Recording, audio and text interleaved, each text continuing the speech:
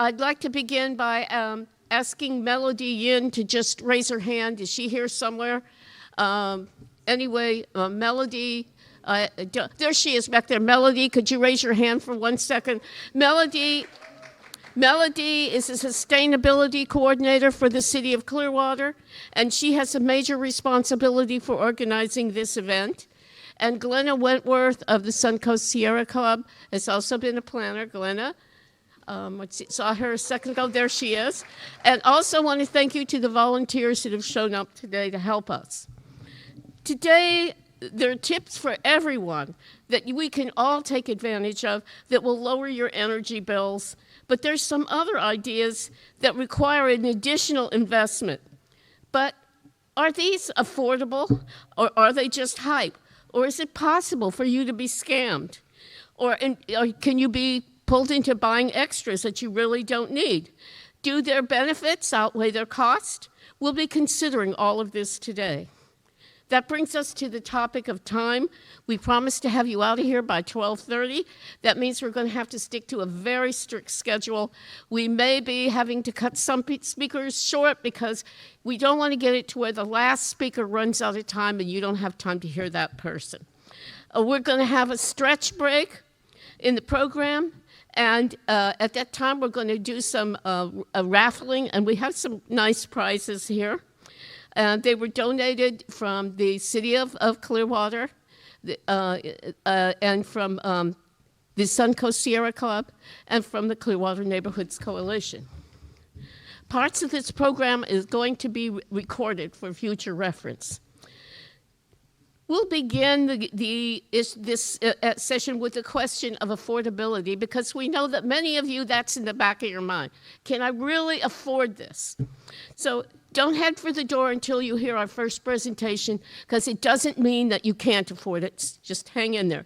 From there, we're going to go on to a discussion of money-saving tips that you can use at home, then to solar energy, and there'll be followed by a panel discussion, and to electric-powered vehicles. Again, a panel discussion. There'll be a 10-minute period to allow you questions after each presentation. If you don't get a chance to answer your question, you'll see that presenters will have on these red tags, and you'll be able to answer your questions. On your way out, today we have electric-powered vehicles. They'll be put in the parking lot. You'll be able to go up to them, see them, and ask questions of the owners. So I'd like to introduce our first speaker, Rob Perry. Is Rob here? Okay, Rob, okay. Rob is a Gulf Coast Program Manager for the Solar Energy Loan Fund. This is a nonprofit organization with a mission to provide affordable and innovative funding for sustainable property improvements, focusing on low and moderate income neighborhoods. Rob.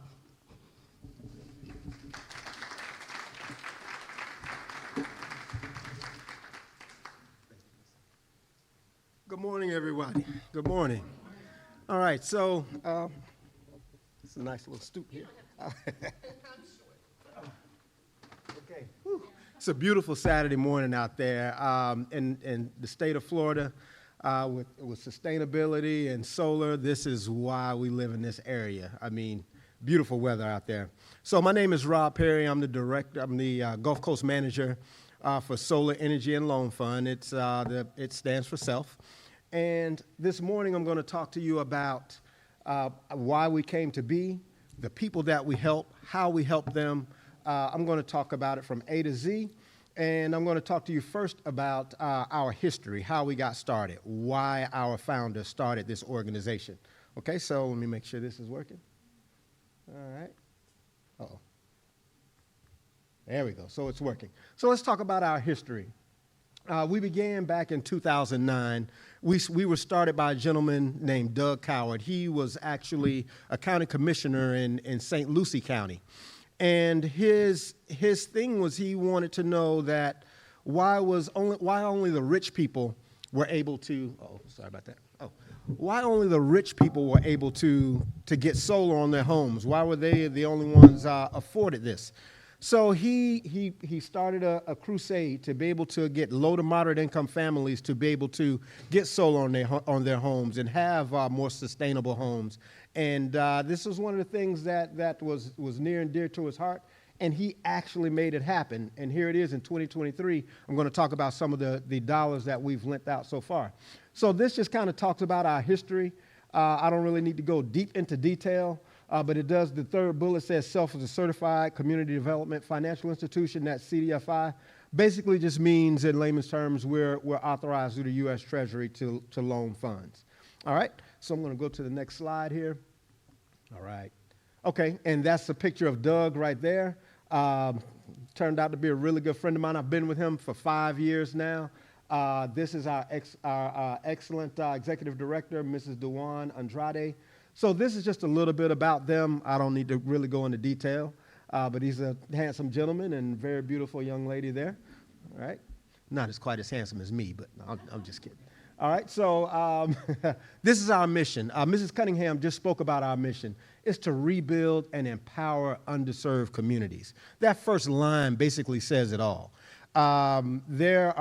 You should hear some of the people that are crying on the phone when they have a leaking roof and they've tried to go to the bank. They've tried to borrow from family members and they just couldn't get it done. And then they call me and I'm able to give them the $12,000 or $13,000 to get their roof replaced. I mean, they're literally asking, where's your office? I need to give you a hug. You know, it's just people who are in the middle of summer, their air conditioner breaks and they don't have the $7,000 or $8,000 to replace that air conditioner. And we're able to get that done for them. I mean, they're actually looking for me and this program has actually had people in tears on the phone. So that is why I love working for this organization. All right. But if you've read our mission, like I said, it encompasses what we're all about. But that first line is what we're really about. All right. So what do we finance? Okay. And I apologize. I didn't bring my sheet up here. I've been here for 5 years. I should know all of this, but I really can't see it. But some of the things that we finance solar. We finance sewer we finance lateral lines. A lot of people, their homes are backed up and it's like $6,000, $7,000. Sometimes it could be as low as $3,000 to replace a lateral line. So we will finance that for them. We will finance windows, doors, anything to make your home more energy efficient, we will finance it, okay? So these are some of the things that we will finance, even aging and in place. So some people will call me and say, hey, I need a wheelchair ramp. It's going to be $3,500. I don't have it. So we'll take care of that for them. They need their cabinets lowered. They need a walk-in shower. So aging and in place, disability upgrades, we will finance those items as well. All right? Okay, so this basically goes back into some of those improvements that we talked about. Energy conservation and efficiencies like lighting. I have a lot of people, especially when the hurricane came through, they had a lot of electrical issues. So we were financing electrical work. People's whole houses needed to be rewired. I didn't realize it could cost that much, but it was anywhere from $10,000 to $15,000. They didn't have it. So I made sure that we were able to get those items financed for them. Renewable energy, of course, solar, climate resilience, that's the roof repairs, impact windows, doors, hurricane shutters, which is really huge. Around May is when I'll get all of the phone calls for hurricane shutters. Water quality, okay? Disability modifications, I just spoke about that. Miscellaneous, 20% of general home improvements. So let's just say someone needs a new roof, but the water damaged their floors. Okay, we don't really finance new floors, but if the leaky roof damaged your floors, that's where that miscellaneous comes into play. Right? Okay, so let's talk about, so a lot of people will say, well, Rob, you say you're a nonprofit lender. You know, what makes you so different from any bank or any credit union? So these are the differentiators right here, okay? Self-loans help build and rebuild credit and create more sustainable homes and contractors. Below market rate financing, often saving 10 to 20% on interest rates. So before I came here, I managed banks. I managed a Wells Fargo for a few years. I managed like 4 locations for a local credit union. So I knew I did underwriting for, a $180,000 Porsche all the way to a $300 secured card. So I know about interest rates. So when someone comes to me and they say, hey, I need a new roof, and it's going to be $12,000, and it's an unsecured loan, and I'm able to give that to them at 7% or 8%, that's just phenomenal, okay? Because I know what the interest rates looks like for an unsecured loan. So if you're putting up your house doing a HELOC, yeah, it's 3%, but if you don't pay, they can take your house. These loans are strictly unsecured, okay? Our contractor network. All of our contractors are vetted, okay? So we're going to make sure they have the proper license, proper insurance. We're going to check their Google reviews, Better Business Bureau ratings, make sure they don't have any liens against their license. So we're going to make sure that these contractors are going to do right by you, and that's a part of my job as well. All right, so, and you can select any contractor you want, but we will have to vet that contractor. And this is a huge differentiator, project coordination. Okay, so that's where I'm involved. I have, a lot of women who don't really know about, they're so afraid the contractor's going to take advantage of them. And some of the guys, too, they're not sure if they're getting a good value or not. That's where I come in. I can look at that estimate, and I can say, hey, Mr. Contractor, what's this? This person doesn't need this. Or I can say, if it's a new roof, I can say, hey, where's the wind mitigation report? They're going to need that to lower their homeowner's insurance. Why isn't it here? So those are the things that I come in to help the person. So I work for you. I don't work for the contractors. All right? And just some of the lending programs, CDFI, that's us. That's when we're going to give you the money. Kiva has, I won't ask if any, I'm going to try to go as quick as I can, but everyone knows what GoFundMe is, correct? Everybody? Yeah, GoFundMe. So Kiva is like a GoFundMe worldwide organization, okay? They work with about 12 companies here in the U.S., but let's just say I have a person, their credit isn't the best. We try not to decline anybody, but let's just say their credit isn't the best. So we will send them through Kiva. Kiva has about 3 to 4 million investors around the world. Everybody will send in $25 until we have enough money to get that air conditioner replaced. And then that's how we get some people financed, all right? Halo, that's for the people when I spoke about the disability upgrades, water quality loans. And the last two are some things we recently added over the last couple of years for landlords who have several properties that need work, and developers who are building properties and will need to add energy efficient upgrades. All right, so those last two, if anyone has questions about those are different gentlemen that take care of that. I can connect you with them, but everything else is my expertise. All right, so these are just some of the local partners that we have. You can take a peek at those. For time's sake, I'm just going to keep it moving. All right, contractor benefits. I'm not sure if there are any contractors in here or if you know any contractors, but the beautiful thing about working with Self is we don't have any dealer fees. It's completely free to work with our organization and to offer our financing. So that way the contractors can use their cash price. You'll see on an air conditioner, they'll say if you're writing a check or paying cash, it's this price. If you're financing, it's this price, which is higher. That's because their financing organizations charge them fees. So we don't, and they pass that right on to you, correct? So with self-financing, they don't have to do that because it's totally free to use us. The next thing is, like I said, there's no dealer fees. And we allow those contractors to make more money because sometimes in the low to moderate income areas, they don't have the check to pay you $13,000 for a roof. So usually they have to leave that business on the table. They can't get that client. Well, where we come in is we're able to get that client financed for them so they don't have to leave that on the table, and contractors are making more money by working with our organization. All right. Just a success story here. I didn't actually do Sylvia's loan, but I wish I had, but I know her. It was a really hot summer. She was one of the clients who just did not have the ability to write that check for her air conditioner. So Self came in. We were able to get her that new air conditioner, and she was forever grateful. And she had some health issues, or a family member that had some health issues, and it just wouldn't have been good for her to have a hot summer in her home. All right. Self results. I don't know if this would be important to anybody, but the gentleman that's behind the desk there, that's Mr. Roy DeGaines. He's been with us for about 7 years, so he's been around for a while. But $40 million raised. leveraging $90 million in projects. So you got to think that's a lot of money for a financing company that's doing primarily air conditioners and roofs and windows. That's a lot of money. But I want you to focus on that third bullet. 74% of self-clients have been low to moderate income clients. That is huge. I know I was teasing a lady in here. I said, I know you're a millionaire, but if you ever don't want to use your own funds, I said, I'll finance those windows for you.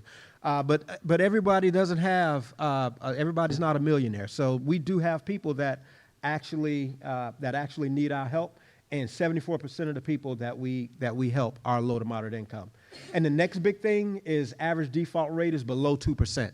So our financing is a lot different. We don't look at your credit score. Okay, we look at two things. We're going to look at your ability to pay. So we'll look at your monthly income versus your monthly expenses.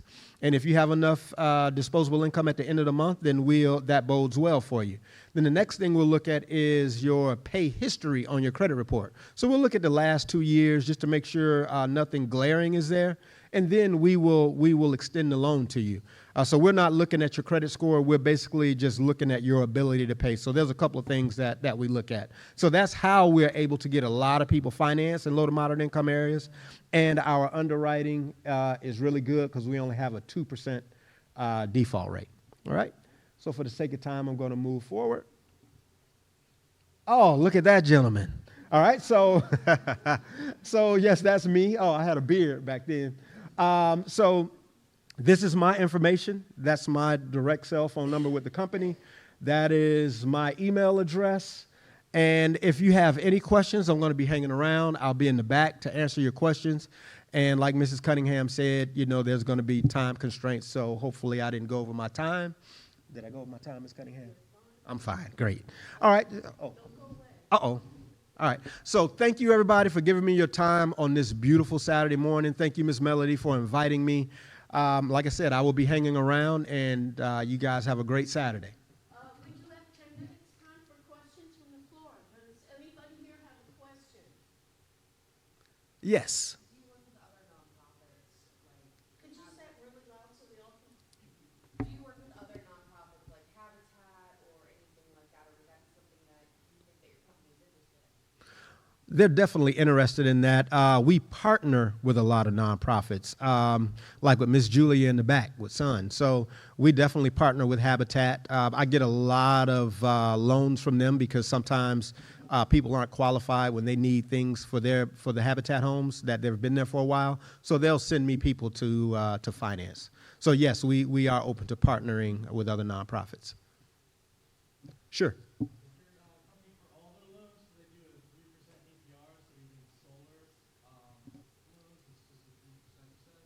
No. Sounds like he was asking about the interest rate, the 3% for solar loans. Is that what you're asking about? The interest rates are going to range from 5% to 9.99%. Now, one thing I always tell my clients is I want you to do what's best for you. If your credit is really, really good and your solar contractor is offering you 2.5 or 3%, you're crazy not to take it. But you just have to make sure you're looking at all of the fine print to ensure that 3% isn't actually something else years down the line. Okay, but to answer your question, our interest rates are going to range from 5% to 9.99%. And anyone else?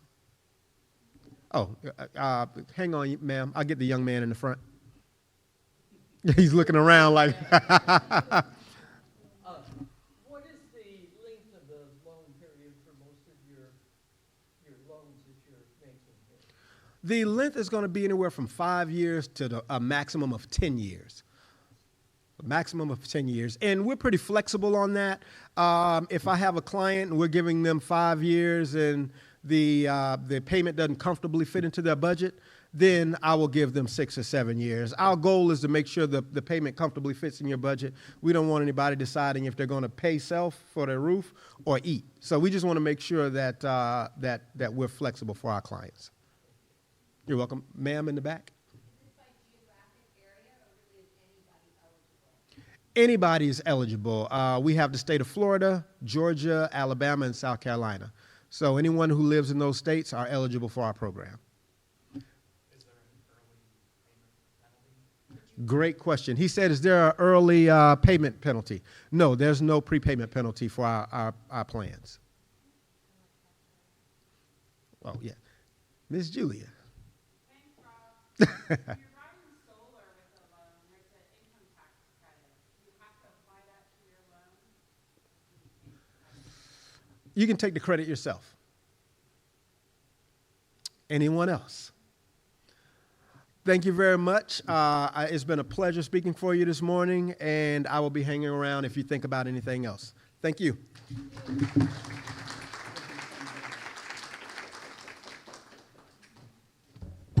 Well, I hope that this made some of you more comfortable, that some of these solutions might be something that you actually can afford. I want to remind you that this is a nonprofit organization, and all the groups represented today are nonprofit organizations. Just 1 second.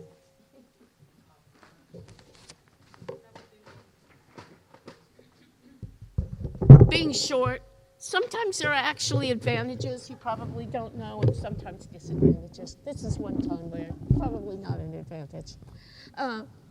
I'd like to introduce our next speaker, and that's Brian Beckman. Brian is the current chair of the Suncoast Sierra Group Executive Committee. If you're a fan of WMNF 88.5, the sustainability show on Monday, you probably heard him. You're not on there anyway. He has led various Sierra Ready for 100 campaigns across Pinellas County. In Brian's spare time, he helps residents, small businesses, nonprofits, and churches to reduce their energy bills and their carbon footprint. If you've attended some of our previous conferences, you probably are familiar with Brian also. But Brian is going to tell us about ways that you can reduce your energy usage and save money.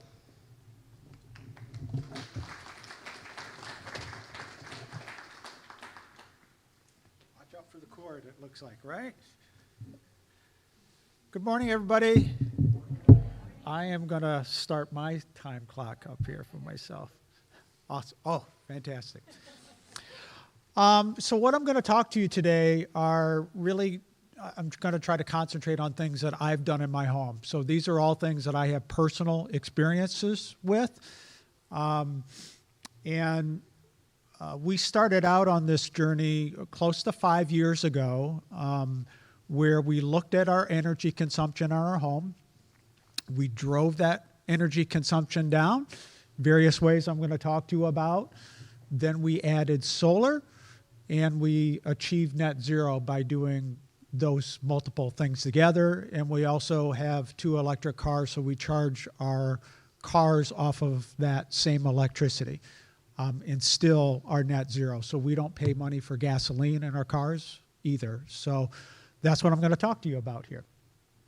So this is a look at our energy bill. If you have solar, your energy bill will look a little bit different. Shows you the pluses and minuses of energy that you send out to the grid, energy that you pull back from the grid, and the net of those two. This is showing the electricity bill of a certain month last year. There was 1 month there in January where I consumed a little bit more than what it is that I generated, but all the other months where it netted zero. And then what happens with the net metering laws that we have in the state, the power company will provide a check to you at the end of the year. Actually, it's February, I think, is when they cut that check for any extra electricity that you generate. And one of the things I'll mention before I go on, any of these things I don't get to here today, I have up there on a board back there to describe a lot of things on my home, and certainly you can ask me questions later as well. So the thing that I would ask people to do to try to look at how they can either approach or reach net zero, you have to set goals. You have to, and this is the same for whether you're a city, whether you're a business, a church, etc. look at what you want to do and track that usage. Get a free home energy audit. Our local provider here in Pinellas County is Duke. You can call them up or online and schedule a home energy audit. That's really important. And practice conservation. I'm going to talk a little bit about that. These are not rocket science things, any of these things I'm going to talk to you about, but it is important. And then the other parts that I'm not going to talk to you in any detail about because other people are is solar and EVs. All right, so the first thing for people to understand, and this is, I think, probably common knowledge as well, but it's important to start here. If you're going to attack energy usage in your home, you have to know what are the biggest consumers typically. There's ways and devices that you can install on your power panel that'll track every kilowatt going through every port on in every outlet, essentially. But your biggest consumer starts with, in the state of Florida, your air conditioning. And there's a lot of things that contribute to that air conditioning bill, not just your air conditioner. And I'll talk to you about those things. And then your second biggest consumer of energy, electricity, if you use electric hot water heaters, is your hot water heater.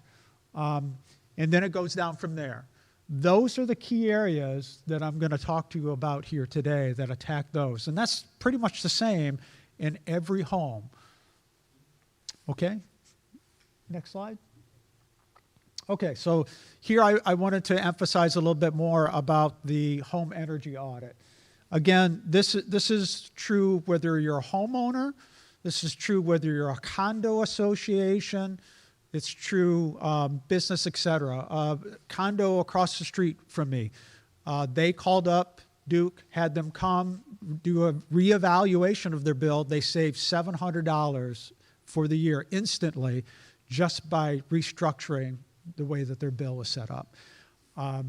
So important from that perspective, but it's also important as a gateway, as far as Duke is concerned, to be able to realize rebates. Some of the rebates, you cannot get those rebates unless you have a home energy audit first. And it's free, so very important for that. I will talk a little bit more about the incentives from the Inflation Reduction Act. They are numerous. They are much more in amount and in the number of appliances that are available through the Inflation Reduction Act. Okay, so one of the first things that we did in our home is switch out our hot water heater. We had an electric hot water heater. Many people probably have that in their home, and switched it out with a heat pump hot water heater. You don't need to know how that works. You just need to know that it uses a lot less energy than what a traditional hot water heater is. The cost that I have up here, Mark pointed this out to me, that's the cost that it was for me when I had it installed about 4 or 5 years ago. Those costs have gone up a little bit for those hot water heaters themselves. I think probably, depending on the size of the one, might be at about $1,500 and go up from there. That's before that you take advantage of I don't think Duke has rebates for that, but the Inflation Reduction Act, you can get 30% off for an income tax credit, as well as if you're what's considered to be lower or moderate income, you might be able to get the full cost of that appliance rebated through the Inflation Reduction Act. So from my perspective, save over about $300 a year. One of the things that I'll show you, if you can go to the next slide, this is actually an app that comes with the hot water heater if you were going to buy one now. It allows you to do similar things that you could do with your air conditioning. You can schedule a variety of settings of temperature through the day, on and off, day of week, etc. One of the big things we use this for is when we're gone for the weekend, we're gone for the week, totally shut that down rather than having it. If you have an electric hot water heater, most of your hot water heaters are difficult to control that. You have to pull off a panel, get a screwdriver, turn a dial, Or if you're diligent enough, you can go up to your power panel and switch off the breaker to turn those off. You know, if you're gone total maybe 1 or 2 weeks a year, that's a lot of energy. That is another key way to conserve and just not have the appliance on. Okay, so when it comes to your air conditioning in your home, this is a pie chart that I grabbed off the internet that shows in a typical home where your AC dollars go and where you can save money. So when you look at what you can do in your home, these are the different areas that you can attack.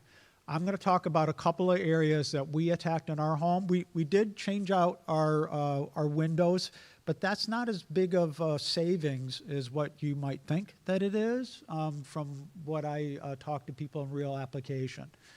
But again, it's important to know where it is that you can save your dollars. Now, I'm not going to talk to you about switching out your whole air conditioning system here today. We'll talk about one specific example of heat pumps, but I'll talk to you about a couple other examples. So one of the key things that we did, we again got our home energy audit, and that was the gateway for us to bring in an installer. Many installers qualify through Duke to allow you to get this discount, and the cost of our insulation to take it from what's called an R8 factor up to an R28. This is blown-in insulation. This is a picture up in my attic. Was $125. This is about 4 or 5 years ago. So pretty low expense for saving money, and really important to do. So you might think of insulation being important if you heat your home. It's just as important when you cool your home. Heat that's up in your attic will get down and actually heat up your ceiling, and that heat will transfer down into your room. So very important to change that out or to increase it. The other thing I did actually right before having this insulation blown in is I installed this, what's called a radiant barrier. Same concept as what you put in the windshield of your car to reflect out radiant heat. So radiant heat from the sun actually comes through your roof into your attic. This bounces it back out, and you just, in my case, I'm able to get up into my attic. I can stand at the highest part of my attic, and you just staple it up. You can see pretty low cost for that. I remember calling up some installers at that time. It would be about $700 for someone to come in and do it if I was to pay somebody. So I did that myself. I just needed 2 tools. I needed a stapler, and I needed a utility knife to do that. This reduced the temperature in my attic about 30 degrees. You know, this is me monitoring it before and after, you know, from a summertime perspective. And that means that it's saved, checking time here. It means that it reduces the load on your air handler. In my case, my air handler is up in my attic, as well as all my ductwork is in the attic, so less of a strain on the air conditioning to get that cold air delivered in my home. This is the part that I said that I talk about from an air conditioning standpoint. So I have 2 air conditioners essentially in my home because I have 2 different zones. I live in a 3-story condo, and in that condo, the top 2 floors are central AC, and the bottom floor is this heat pump. And so heat pumps have come a long way in this from the standpoint. They used to be that you'd mainly dedicate it to one room. You now have these heat pumps that are ultra efficient. They're like twice as efficient as my regular AC that I have in my home. And they are lower cost as well, but you can also have them that can cover multiple rooms as well in your home. So look into those if you've got spaces in your home that you don't, and this does not require ductwork, by the way, either. So it's more efficient from that perspective. And then, of course, hopefully this is obvious, but it's not necessarily in everybody's home, is having a smart thermostat matters for you to schedule when you adjust the temperature in your home and day of the week. I have a Nest. That's what's the picture that I have up here. Very important to have that in your home. Okay, this slide here, I do have a handout on the back that goes into a lot more detail on the Inflation Reduction Act and the credits and the soon-to-come rebates. So rebates will be later this year, where you don't have to, it's not dependent upon you filing your taxes. You can just get an instant rebate, but that's later in the year is what it's scheduled for. But you can see these are high dollar amounts. I was not able to take advantage of any of these tax credits for any of those upgrades that I did in my home, except for my solar. That was the only thing I could take the tax credit on. Now there's a lot more that you can take advantage of. So this is a summary of those items. If this was in place before, I would have been able to get that discount for the water heater, would have been able to get it for the insulation, which would be considered weatherization. The same thing for the radiant barrier. And of course, if the AC, I would have been able to do that too. Okay. Yeah, I guess I just hit on those points here as well. This is, I don't really go into lighting here, but certainly if you have, if you're associated with a church, small business, I do this tomorrow. For instance, I'll be at a church helping them change out their light bulbs like this from fluorescent to LED. In buildings like this, lighting typically covers something like 15% of your energy bill. You can cut that in half. And then conservation. This is the lowest cost things you can do. This is an actual picture of our laundry on our deck, on our drying racks outside. So we use, I forget who was asking me this, but we use our dryer probably once a month-ish, something like that. Saves money, saves electricity. And that's one of the first things that Kathleen asked me, Brian, are you going to hang out the laundry today for me? So yeah, okay, I'll go do that. These are the savings that I would summarize I have on our home. For the EVs, save a lot from a gas standpoint. This is all, again, all from the, based upon the number of miles, based upon the price of gas, the solar that we have saved. And then I just included the hot water heater because I'm actually able to track that using the app on my phone and get to show those kind of details. So that's a lot of money. Any questions you might have? I don't know if you got time for a question and answer right now, but certainly I've got information at the back too. Hi, Chris. Are you aware of, you live in a condo building with multiple units? Are you aware of a condo building that has done solar on the top of their building? I'm not aware. I've talked to buildings about it. It has to be applied to the general usage of the building because you can't have it for any individuals up on those spaces. I call it a condo, it's a townhome. I actually own a portion of my roof. In state law, thank goodness, is that I'm allowed to put solar up on my portion of the roof. And the secondary question to being part of a condo, you were talking about the heat pump being used now for multiple units, Multiple rooms. multiple rooms, so again, it would not apply to a condo building. I think a condo building probably would be able to take advantage of that. I know, so for instance, this is in the Inflation Reduction Act, this is a big change.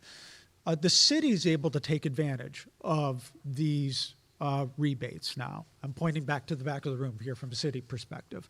That includes solar. They're able to get 30% off. A church, if you install solar now, starting in 2023, you're able to get 30% off, and that applies to the other things as well.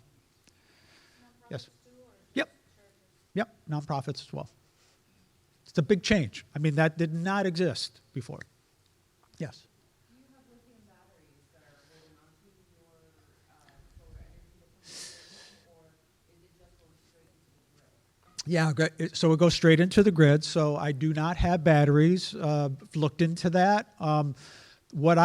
So I've got 2 electric cars. One of them, I have access to the batteries that I bought an inverter, and I'm able to suck that electricity out and apply it to small appliances in my home. I can't run my air conditioning off it. So that's my emergency backup that I have. I mean, and you see more cars. I think Ford Lightning's a big example you might have heard about, where you're actually able to put that power back into your home. And so those options are more and more coming. I mean, to me, that's an important way to go, because one of our cars has got like between 60 and 70 kilowatts of energy when I got it fully charged, sitting there waiting to be used. Yeah. So what about disposal on the lithium batteries?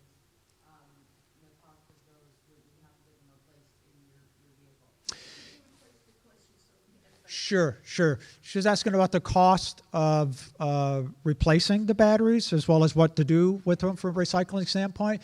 Yeah, I mean, I do not know the answer to that question. I know that there's lithium recycling across the nation in different states that takes lithium batteries in a variety of different forms. You know, there's lithium batteries that have been in existence for a while, not as much, it's not until recently from a car perspective, for instance.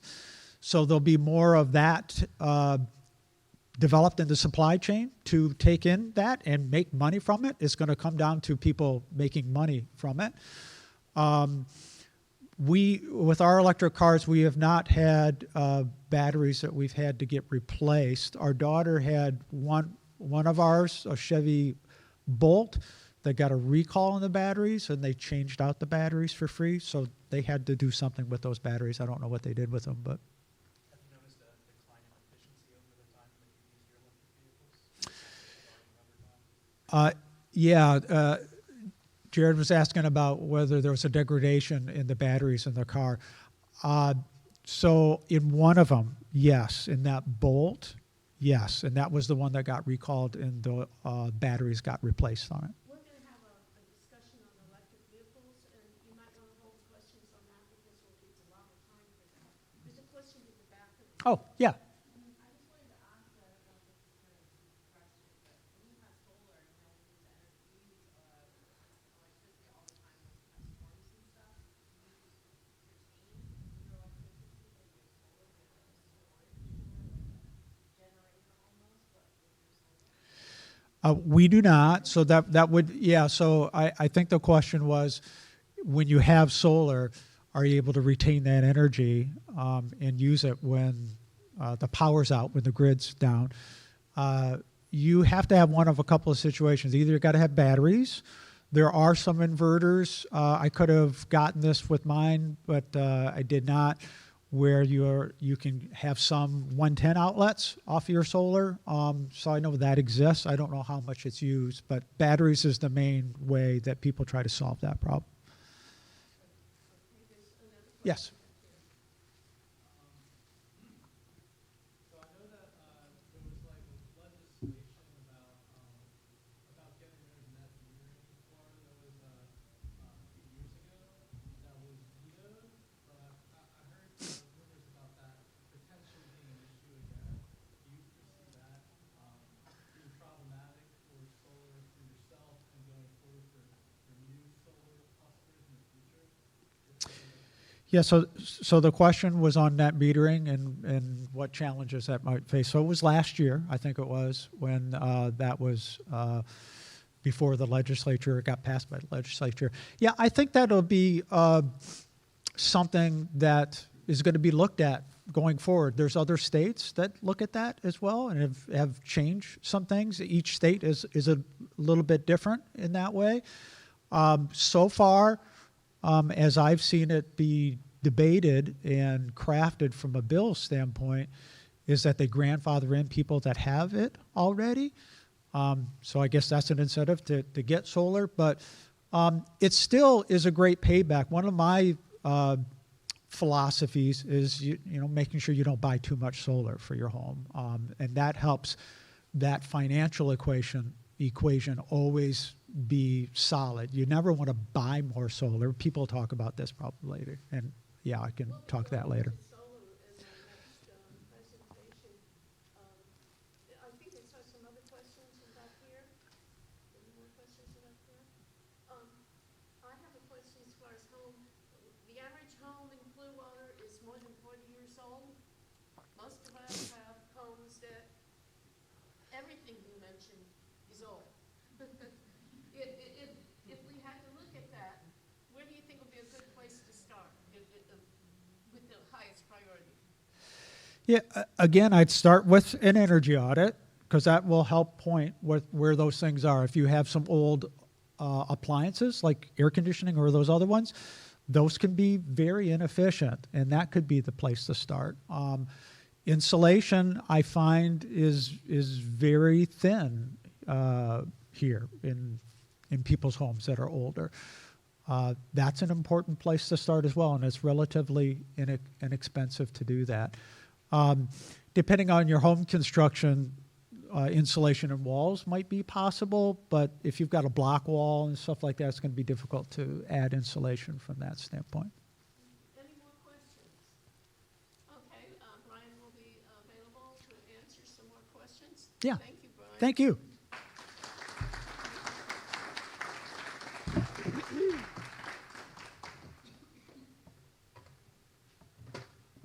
I think this is something that all of us probably everybody here has an interest in that. Next speaker that we have is Julia Herbst of the Florida Gulf Coast Program Associate. She's for Solar United Neighbors. It's a nonprofit, and it's dedicated to helping people go solar. Through teaching, volunteer, and work experience, Julia champions the power of education and local action in positive environmental change. She's going to tell you about solar, and a lot of you today have questions about that. Julia?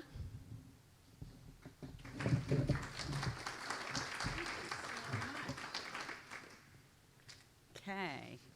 Welcome. Thank you, everybody. I'm going to get my own timer. Is this working? Does it work great? This was on the go? Hi. Wow, what a great opener and fantastic questions, everybody. You guys are really, really smart, and I'm glad you're spending this sunny day here. I'm Julia Herbst. I'm the Gulf Coast Program Associate for Solar United Neighbors. So we're going to answer a lot of the questions you've already had, and I might go really fast. So if you have more questions, we're in the back, and there's ways to get connected so we can answer anything you think of in the future. I do want to get a little sense of who is here today. So are there anyone who have solar on their roof right now? Okay, so look around. These are people you can also ask your neighbors about questions. Is there anyone who's driving an electric vehicle right now? And how many of you here are interested in buying an EV or going solar? Just thinking about this. Oh, look at this room. Fantastic. So we are the great resources for you, and we're actually focused on people. So Solar United Neighbors is a national nonprofit. We're active in 11 states, Puerto Rico and Hawaii. So we're actually not affiliated with any product or any installer company. So we're sort of a vendor-neutral source that defends you, the people, and the neighborhood and the community. This is a group. We actually are a community of people focused on a new energy system. We really see rooftop solar at the cornerstone of a new, vibrant energy system. We are focused on people, not just panels, but the people underneath the panels. So great place to have you here. This is a group from this year on that net metering bill. We were up in Tallahassee, so we can talk about that at the back of the room. This is one of our members, our Solar United Neighbors members who went solar in St. Pete. Let me just move this over. And I'm probably going to go a little faster than I normally would in our information sessions, which you can access online at our website as well. So a lot of you want to go solar or are interested in going solar, have heard a lot of salespeople and pitches about going solar for free. Lots of reasons why. Certainly a lot of people want clean air. They don't want to Maybe they don't want to give their money away to a big monopoly utility, and they want more control. There's lots of reasons why to go solar. Solar United Neighbors can help you with the how. We're going to talk about solar panels and solar PV. So not solar water heater, not pool heating. Those are great technologies that we can talk about. Solar United Neighbors is interested in photovoltaic, which is taking the sun's energy, capturing it, and turning it into electricity to use in your home. Basically, we cover the parts in our general education sessions. We're talking about a solar panel.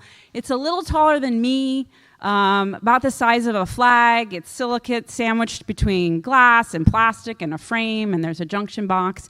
That panel is also called a module. You put them together with other modules, and that's called an array. That's what people think of when they think of a solar system on their roof. It can also go on a ground mount, like it's shown here. So you got some options in where you want to put it. But generally, it's put on the roof. It's connected with racking, a series of rails and mounts. It can go on lots of types of roof, like asphalt shingle. We have a standing seam metal. That's a project in St. Pete. Concrete barrel tile, regular tile, metal, rolled roof, TPO. So lots of options depending on what roof you have. The guts, the sort of brain of your solar system, is your inverter. There's two major types and a hybrid. So on the left, you have a string inverter. And the reason you need this inverter is because those solar panels create electricity in DC or direct current, and then your home uses it AC or alternating current. So I'm just trying to give you a baseline of some of the technology, and you can learn more. So if you're interested in researching for yourself and doing proposals, you know what this language is, and you know what questions to ask, and you can also come to us for more. So this is the inverter, and that makes the conversion from DC to AC. So the string or central inverters take all the little wires from all the panels and convert that in one box near your electrical breaker box. On the right is a microinverter. That's usually on the back of every little panel, so you have a little finer tuned monitoring. You can see the performance of every panel. And then that comes together in a combiner box. And then something in the middle is a string inverter with optimizers on it. So the difference between string and microinverters are that if you have shading on a part of your array, then without optimizers or microinverters, the production is reduced to the shadiest panel. So we want to get the most out of every single panel on our roof to make it worth our money, and that's what optimizers or microinverters do. So that you might see those on a proposal. It's very simple connection to your house. You don't have to run and switch any switches or breakers. Everything's automatic in your electrical panel. Your electrical panel is something that will be looked at when you're going solar to see its age, its capacity, make sure it's safe and up to code. Two things you want to be familiar with when you're shopping for solar is kilowatts and kilowatt hours. So you might know some of these terms from your bills. If you actually look at your bill, if you're thinking of going solar, you're going to have to go online and actually get your bill and look at the page 2 and 3, and not just the number that you owe. Because we size and price solar in kilowatts. So that's the capacity. That's the maximum amount that you use in one moment or is produced by your panels. And kilowatt hours is that over time, that energy over time. That's what you're billed in. So if you're all in Duke territory, your bill is going to be how many kilowatt hours you use. Okay, so those are the two terms. Every panel has a wattage on it. It's base place wattage. So in this example, one panel is 350 watts. And then you put it together with 11. So if I have 12 350 watt panels, I have 4,200 watts or 4.2 kilowatts. So that's how we size solar. That's how we talk about the energy it produces. That's going to be really handy when you're shopping for solar. What do we need to look for solar? Do I have a realistic potential to go and save money with it? We're going to look at orientation of your roof or ground.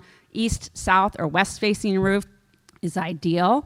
We want little to no shade, or only for part of the time, and a certain amount of room. So at Solar United Neighbors, we do a lot of roof reviews for free. We're looking for 200 square feet. Clearwater is really important in enforcing some setbacks, so we can give you a general idea if you have a good potential site for going solar. To put the whole system together to talk about how this works, I also have a diagram in the back. I also have great QR codes that you can understand things like this and net metering. So the sun is going to shine on your panels. It's going to activate those electrons. They're going to be in direct current. They're going to go through the inverter or microinverters and have AC current running into your electrical panel at your home. And that's where you first start saving with solar, because you're using your own clean, locally produced, Florida fuel-powered, emission-free electricity instead of buying it from your utility, okay? First win.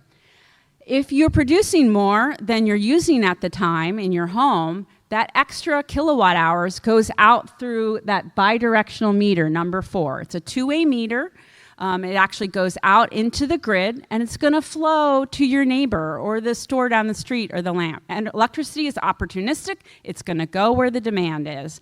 And Duke will sell it to your neighbor at retail price. When that happens, you actually get a credit on your electricity bill. So 1 kilowatt out, you get a credit for 1 kilowatt hour. In the state of Florida, with monopoly utilities like Duke and TECO, you'll actually get a 1-to-1 credit for that. So you sort of store that in your kilowatt hour bank to use it when you're not producing enough at night or you have a big demand in your house. So that bank accumulates and rolls over month to month until the end of the year. Brian had talked about the end of the year clear out. So that retail carrying over, it's kind of like old phone minutes used to roll over month to month until the end of the year, and then they pay out any excess that you have in that bank at the wholesale rate. So currently we're seeing rates go up, and we're buying our electricity about 12, 13 cents a kilowatt hour. You'll get credits for that to be used on your next bill if you're not producing enough, and at the end of the year you get paid out. It's variable, maybe 3 to 4 cents a kilowatt hour. So sizing your system right is really important because you're not going to gain a big fat check by overproducing. Again, so that's the second way you save is by net metering. You're actually exporting this extra to the grid, so the grid benefits because it's getting electricity at really high demand times like 5 o'clock on August afternoon. You're providing electricity all around the community from your little rooftop. And this is the flow of it with a net metered grid-tied home. So what happens when the power grid goes out? This was a great question. So this is solar PV systems that saves you money by offsetting how much electricity you're consuming and purchasing.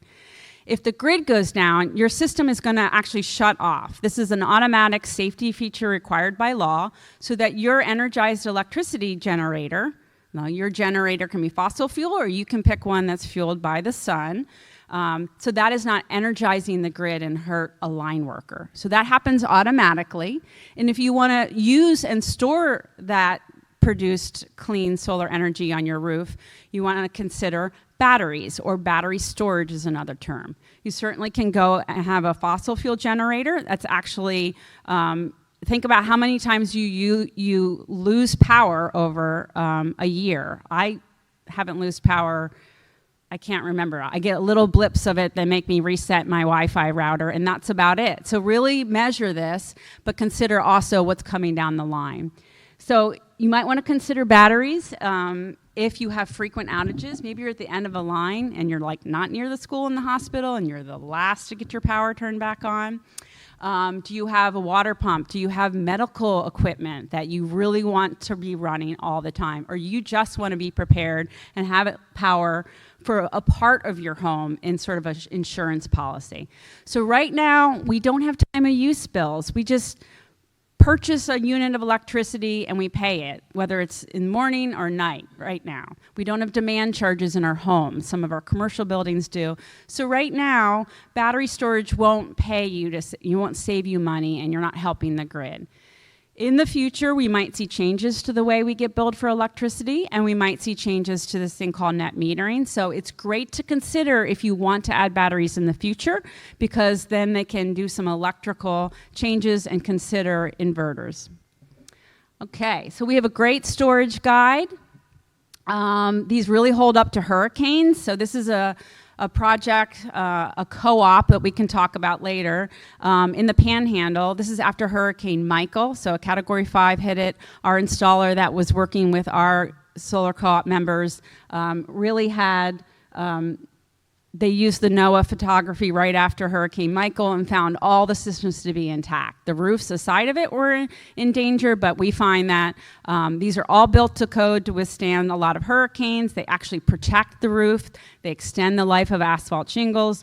So really tried and true. And we certainly are seeing the same with Hurricane Ian. Some people in extreme, on Sanibel Island, Pine Island, lost a few panels, but in general, they had less damage to the roof where they had solar panels. So it's really structurally strong. Great frequently asked questions that I can cover quickly. There's 3 types of warranties. There's manufacturer, production, and installer warranty. That installer warranty is the thing you really want to get in writing when you're shopping around. What's the installer going to cover for leaks and repairs? Homeowners insurance usually doesn't cost more to insure your home. We're seeing a lot of kickback. The insurance industry in Florida is in crisis. We all know that with rates. Solar United Neighbors is here to promote and help you go solar, including with insurance problems. So we can write to us, we can help you shop around and see what companies are solar friendly. Very low maintenance, there's no moving parts. So you don't have to get up there and clean them. There's very little to do, and the lifespan is about 25 years is what we use. There's degradation of the panels, but your electricity rates are going up, so you're going to continue to save like a long-term investment. So take it seriously. We have a good solar rights law. HOAs can't prevent you from going solar in your home, and the cost has really gone down. Just want to reiterate, the income tax credit from the Inflation Reduction Act extended it back to 30%.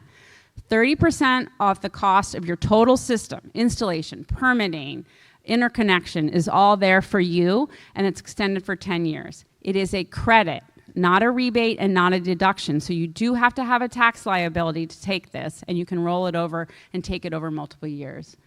This is a little bit about sizing. So there's no one size fits all. It depends on your electricity use. This is a little chart. I can go over this in the future. In the back, it's basically a cash price. We're seeing about $250 a watt and upwards in our co-ops right now. So the price is going up, but interest rates and electricity rates are also going up. So now is a really good time to go solar and secure your bills in the future.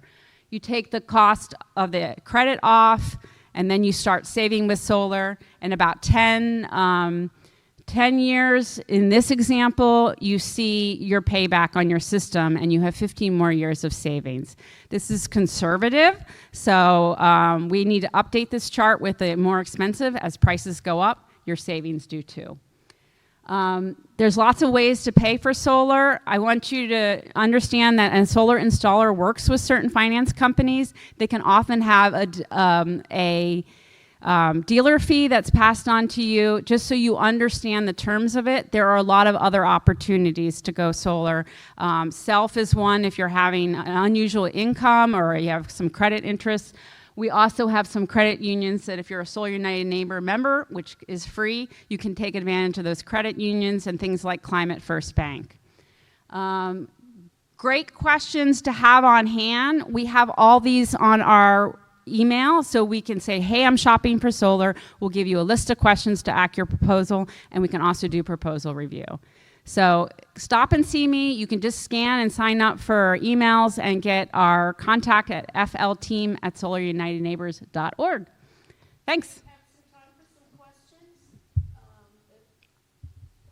Can you go over the AC, DC, and the micro something, like how all that works? Sure. So the inverter is a key piece of equipment you're going to need. So an inverter is the piece of equipment that changes. The question was about AC and DC and this equipment called the inverter. So the inverter is a really, really important part of your solar system, and it changes the form of the electricity, so it makes it usable to the appliances in your home. So there's different kinds. We're seeing a lot more micro inverters installed right now because you have the ability to just change one panel if one goes bad and not lose your whole system, and then you can monitor panel by panel. You can literally look and see what every panel is producing in your home. But string inverters are tried and true, good workhorses. Other questions? Does Solar United Neighbors partner with installers in the area, or do they install themselves? Question was about Solar United Neighbors' role and relationship with installers. So we are a 501c3 nonprofit. We are actually vendor neutral. We cannot make recommendations to an installer. However, we really promote a robust, competitive solar market. So everyone benefits. We can have good solar jobs and high quality solar installers. So we do not facilitate, we do not do any installation or any sales, but we work with installers through things like our solar co-op. So that's a group project where you can get a lot of education, and we actually facilitate a bid process. But again, members of the co-op, individuals and neighbors and households actually review the bids, and they select the installers. So we have a good relationships with installers because we want business to be good for them as well, but benefit a homeowner in an educated way. And there was a question there? Yes. Solar roof tiles, you hear a lot of Tesla roof tiles. There's GAF tiles, which is much more like the typical asphalt shingle tile you see. Technology is really coming. If you're really interested in replacing your roof and having a solar roof, you can look into that. The price is very, very high right now. It's a new technology, so we have the first people who are going to adopt it and be the pioneers. It is quite expensive. The amount of electricity you get out of it versus this traditional system of panels is a lot lower, but we can help connect you with people in our network who have real experience and videos and everything. So we're here to be a resource for you. Yes? What about condo building roofs? Great question, and I heard you before. So condos, it really, in the state of Florida, to go solar as a residence, it's really helpful to own your roof and own your electric meter and have those two things connected. So in condo situations, a lot of it depends if you're a high rise, if you're two-story, do you own the roof? Do you have rights to the roof? And how can you power that individually? If it's a multi-story unit and you have someone above you, that's a lot trickier. It has been done. There's places for the owners of the units to go solar. There's one on the East Coast we've been working with, and they actually literally divided up the roof, did the finances so you could kind of get a plot of the roof and have that power yours, but it's kind of legally tricky. To go solar in a condo for the general shared things, great opportunity now because the IRA makes that 30% tax credit for nonprofits now available as a cash rebate. So they can get 30% off the cost of installing solar to power those shared resources, whether it's their pool or the rec building or the general lighting and the general air conditioning. Definitely an option. You can write to us and we'll help you along the way. We also have a co-op project starting the end of April for nonprofits. So it's like a guided step-by-step class. So we'd love to help you with that. Yes? I have a question about, if you have a shingle roof, how old should your roof be? Should you replace the shingles? You have to take the solar panels off? You know, that whole question is. Great question. And I snuck it in my bullets, but I didn't have time to go over it. It's very, very common because we know insurance companies are making you replace your asphalt shingle roof a little sooner than it's, time. So great question. So solar's lasting at least 25 years. So lining that up with your roof life is really tricky. If you have a new roof, great time to go solar right then. You're kind of matching some of the length. Who has a brand new roof? If you're trying to put in a new roof right now, it'd be great to consider putting solar in it as well. If your roof is a little, around 5 to 10 years old, you want to see what the condition is. We ask all of our installers for a remove, store, and replace. We call it an R&R fee. So they may or may not be able to give you a quote. If you are not ready to replace your roof, but you really want to go solar, and it's in good enough condition that the installer will put it in, because if it leaks, It's the solar installer's responsibility and warranty. So you need to have a good condition roof, even if it's a few years old. You can install solar, and then when you're ready to replace your roof, have the panels all taken off, stored, the repairs or replacement done, and reinstall your solar. It's quite a big cost, and it could be per watt, it could be per panel. So you want to know that number before you go in ahead of time, or you can just wait and install solar when you replace your roof. Do I have time for another question? Yes. Eliseo, hi. Along the thing about the roof, Mhm.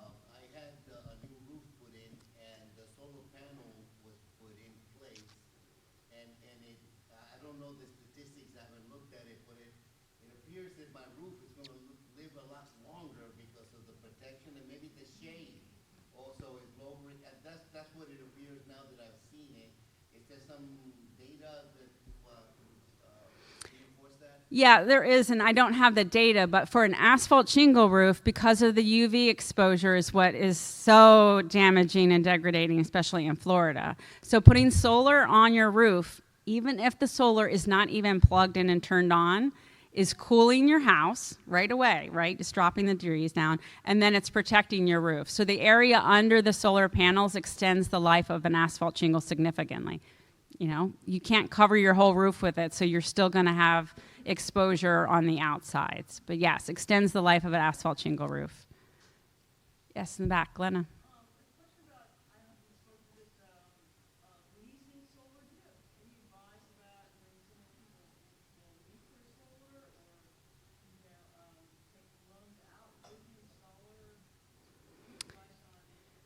Yeah, I used to have a different response for this. Solar United Neighbors does have a whole web page on it because we do want to help people go solar. We also want some equity involved, and we want solar to benefit the homeowner and the neighborhood as well. So the best return on your investment is if we can help you own your solar. In other words, you own it and you get the benefit of that return. With leasing has made it possible for a lot of people, especially nonprofits or if they're older, and, you know, so they're basically renting the equipment. So the installer takes that tax credit, not you, and you pay a set amount with an escalator every month. So it's very, very important. You're signing a very long-term agreement that you will not have the same financial return as you would if you can own it.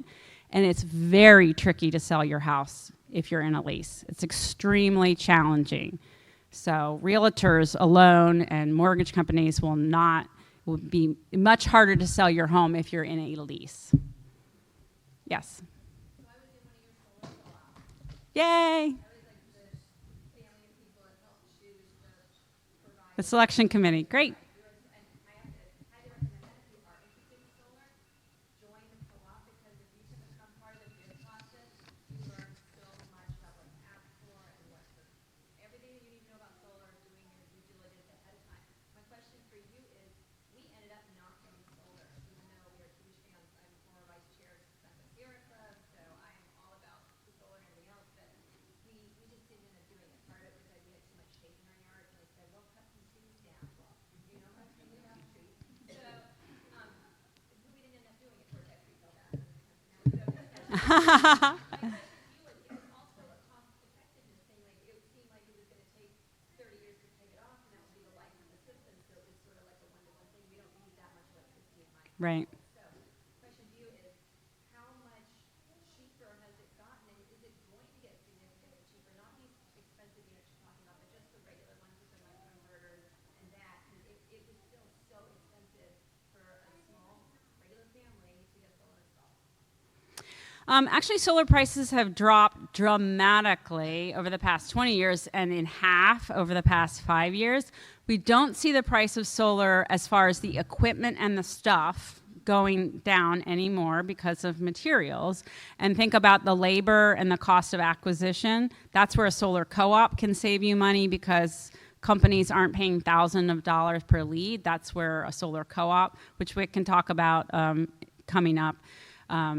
So we don't see the cost of solar going down much, but it's a best return on your investment, and it could be because of your shading. So if you want to reevaluate, we see most people paying off their systems in 7 to 10 years. And most people with a solar loan pay their loan off early. So it's double digits return ROI, percentage rate. You really can't beat it as far as other, retirement investments and savings. So we can talk numbers, and you could maybe go get a proposal again and see if that is different. Talk to you guys later. I think we're going to wrap it up. Oh. Another question. Just a quick question. Is there any other alternative to on the roof, like maybe the facade of the house, just outside of your home? Yeah, great question. It's about locating and opportunities besides a rooftop solar system. Walls, vertical surfaces, side of the roof are not that great because of the orientation. You want to be as directly against, the sun's rays, so altitude and azimuth all matter there. But ground mounts are a fantastic scenario if you have the right room. You can make them really gorgeous. They could be like a carport. They could be a part of your pool. They could be a portico, because they can be designed for the best orientation, so you can get really high production. And if you don't have any shading, you can use like a Sunny Boy inverter, which is just a workhorse, and you don't have some electrical requirements with auto shut off. So that can be a good option, but you need enough room. And there are some code things to consider as far as setbacks in a typical small Clearwater home. Thanks, everybody. Chat in the back.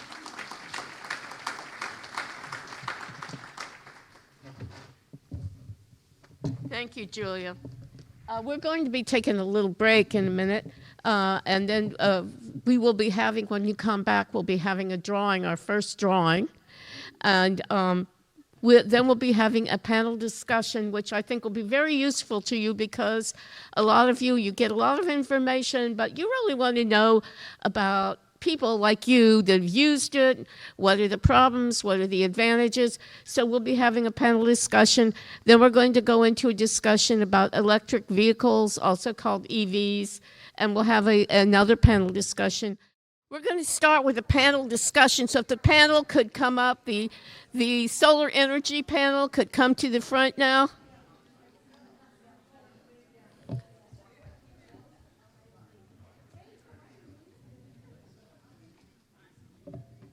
Okay. Solar energy people, come to the front. I'm going to give you this and pass around. There you go. All right. Yep, have a seat. Hold it right there in the middle. I'm going to sit here. Sit all here. No. I won't worry about that one. I'll just use this one. I can hear you.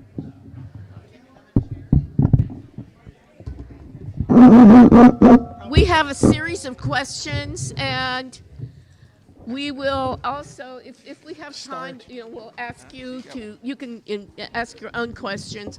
The important thing in here is these are everyday users. So we wanted people who have opinions, who just use it every day. What are the issues, the everyday issues?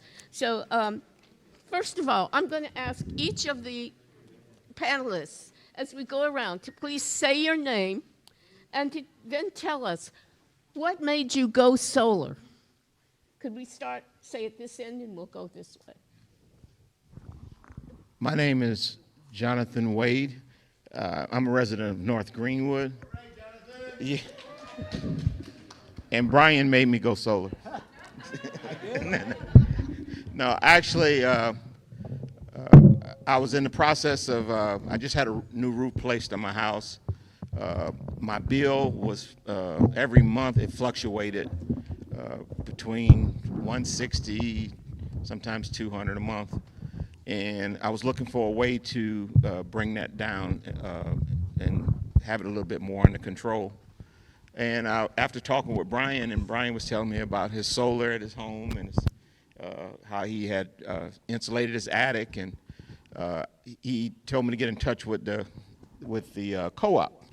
So I got in touch with the co-op. I had some people come out from a company, I'm not going to mention their name, and they quoted me a price, and actually, it was a pretty substantial price, and then they wanted to do my attic as well, which was a lot of money, much more than what you paid for yours. And then I reevaluated and went with another company. And since that time, I've been able to bring my bill way down, probably about $62 a month. I don't see a downside at all at this point. I've only had it maybe, I think I'm going into my second year, but it's been rewarding. You know, my payments come out automatically. I'm good to go. So I'm making an imprint in my community.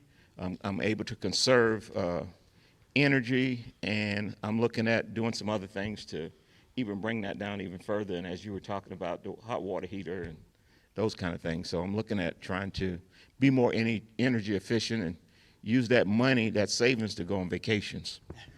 Brian, what made you go solar? It saved money, and I lead clean energy efforts here for Sierra Club in the county, and I wanted to reduce my carbon footprint. So those were the two main reasons, and I wanted to gain experience so I could share that with others. So Jonathan's a great example of that. Yep. Okay. My name is Mark Hedrick, and I live in Morningside here, and we have had solar since October. The reason I went with solar is I had somebody come to my house and gave me an estimate. Then I started doing research, and then I found out that's not as expensive as I thought. And then when I found out about the credit, it was 26%, then it up to 30%, and I was able to come up with a good deal.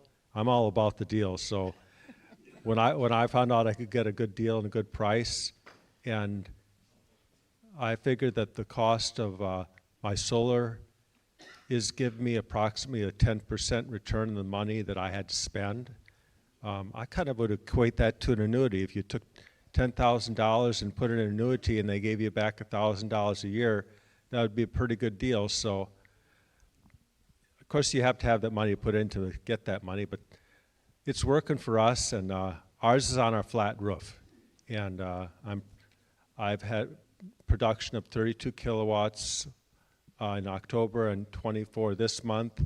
I have a 6.2 kilowatt system that cost me about $10,200 net, and it's producing all my energy. I also have gas, which means I have gas hot water heater and a dryer, but my system is designed to produce just shy of 9,000 kilowatts, which covers all my energy usage. I have my minimum bill, which is $35, and even if I didn't produce enough in net meter, if I was a little bit short because of the minimum billing with Duke Energy, I would still come out ahead. So it's working for us, and I'll probably be looking to other options with electric vehicles in the future too. Hi, I'm Maura Hedrick. Like Mark said, we live just a few blocks away. Solar was really our next step. We have a tankless water heater and have had one for years, and that's a great place to start. We also have a really cool thing in our kitchen, because if you live in Morningside, most of our kitchens are really dark. We have a solar tube, a large solar tube. It's very inexpensive to put in. We hardly ever have to turn our kitchen light on, so if you have a dark kitchen or a dark hall bathroom, super place to start as far as lowering your carbon footprint. Our objective is to lower our carbon footprint. We've also had Prius cars and hybrid cars for years and years and years. And for the person who asked about the battery, we've never had a problem with replacing our Prius's lithium batteries. The regular battery, yes, my daughter and I just had that little experience. But we've never had any problems with those batteries, so it's a great way. Any way we can reduce our carbon footprint. Side note, our son had a hybrid Camry at college when he was up at UF, and his car was always the road car because they could go 40 or 50 mile per gallon for gas, so his was the cheapest car. And also our daughter is an environmental engineer, so we're all about the environment.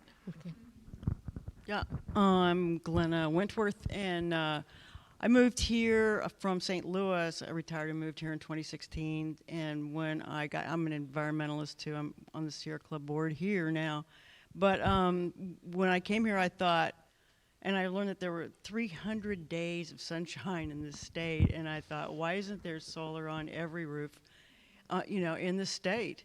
So I was looking, I had to have a new roof the next year, and the thing that really made it happen was when I found out that there was a North Pinellas co-op starting.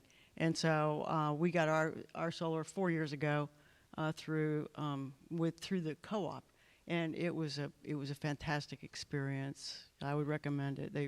They back you up too in every way. They're so helpful. Okay, Glenn, hold on to that microphone. We'll start at the other end next. The next question I wanted to ask you is about the installation and maintenance. Probably a lot of you want to know, what does it take to not only put it in, but to keep it going? So let's start with Glenna. When, like I said, 4 years ago, when we had, in 2018 is when we had the installation of our solar, which is also 6 kilowatts array on our roof.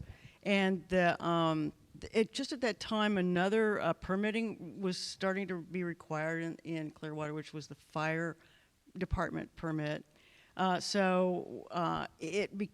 was the permitting process from the start of signing the contract to the completion of installation was a good 3 months, and that was a new experience for the installer. That was all new to them. I would say in terms of maintenance, there has been none. I mean, our inverter went out, it was warranted, they replaced it. That's the only, but in terms of just regular maintenance, no. I haven't had any maintenance issues. I'll let you keep going. Well, our installation, of course, we were able to put on our flat roof because it's north exposure, but there's no shading or no trees. And we also aesthetically, you don't even know we have solar. And the positioning of it is such is that it's getting us good production. We had our roof replaced before we put the solar on, and we do have some type of a warranty and arrangement for them removing the panels and replacing them if I had to have that done within 10 years, I believe. There was a process of about 3 months from beginning to end. And there really isn't any maintenance. I was told that you can wash them off with a hose. In my case, I would be able to get to it. I do have an app that lets me see what my solar array is doing all the time, and it can give me what I'm producing, what I'm using, and I can mirror it with my my Duke Energy, so I can also see what I'm producing and using, and I can look to see what's being produced and sent to the grid, and how much I'm actually using and how much I'm sending. So it's a lot of useful information. There really isn't any maintenance required at all, and the warranty I have and the company I used have been in business for a good amount of time. They are also a company that was working with the solar co-op, so when I came across them, I was very happy. And you got to do information and research and get educated, but it's working great for us. I haven't had to have any maintenance done on our solar. One of the things, though, that I did plan out, so again, like I've mentioned several times, live in a townhome, and so I don't have control of when my roof gets re-roofed. We decide on that collectively. Our roof, at that time that we got it installed, was about 7 years old. So one of the things, and Julia talked about this a little bit earlier, we negotiated in our contract where I get a free tear down and free put back up. So that was important to me. And so when our roof gets replaced, which, they're already talking about looking at that in our condo association, My contract will allow that it'll be free to me. So it is something to pay attention to, not maintenance that I've had to do, but planning ahead. And I don't have anything new to add. The permanent part was kind of extensive. It was about like 3 months. But once they got started, probably they were there maybe a day and a half.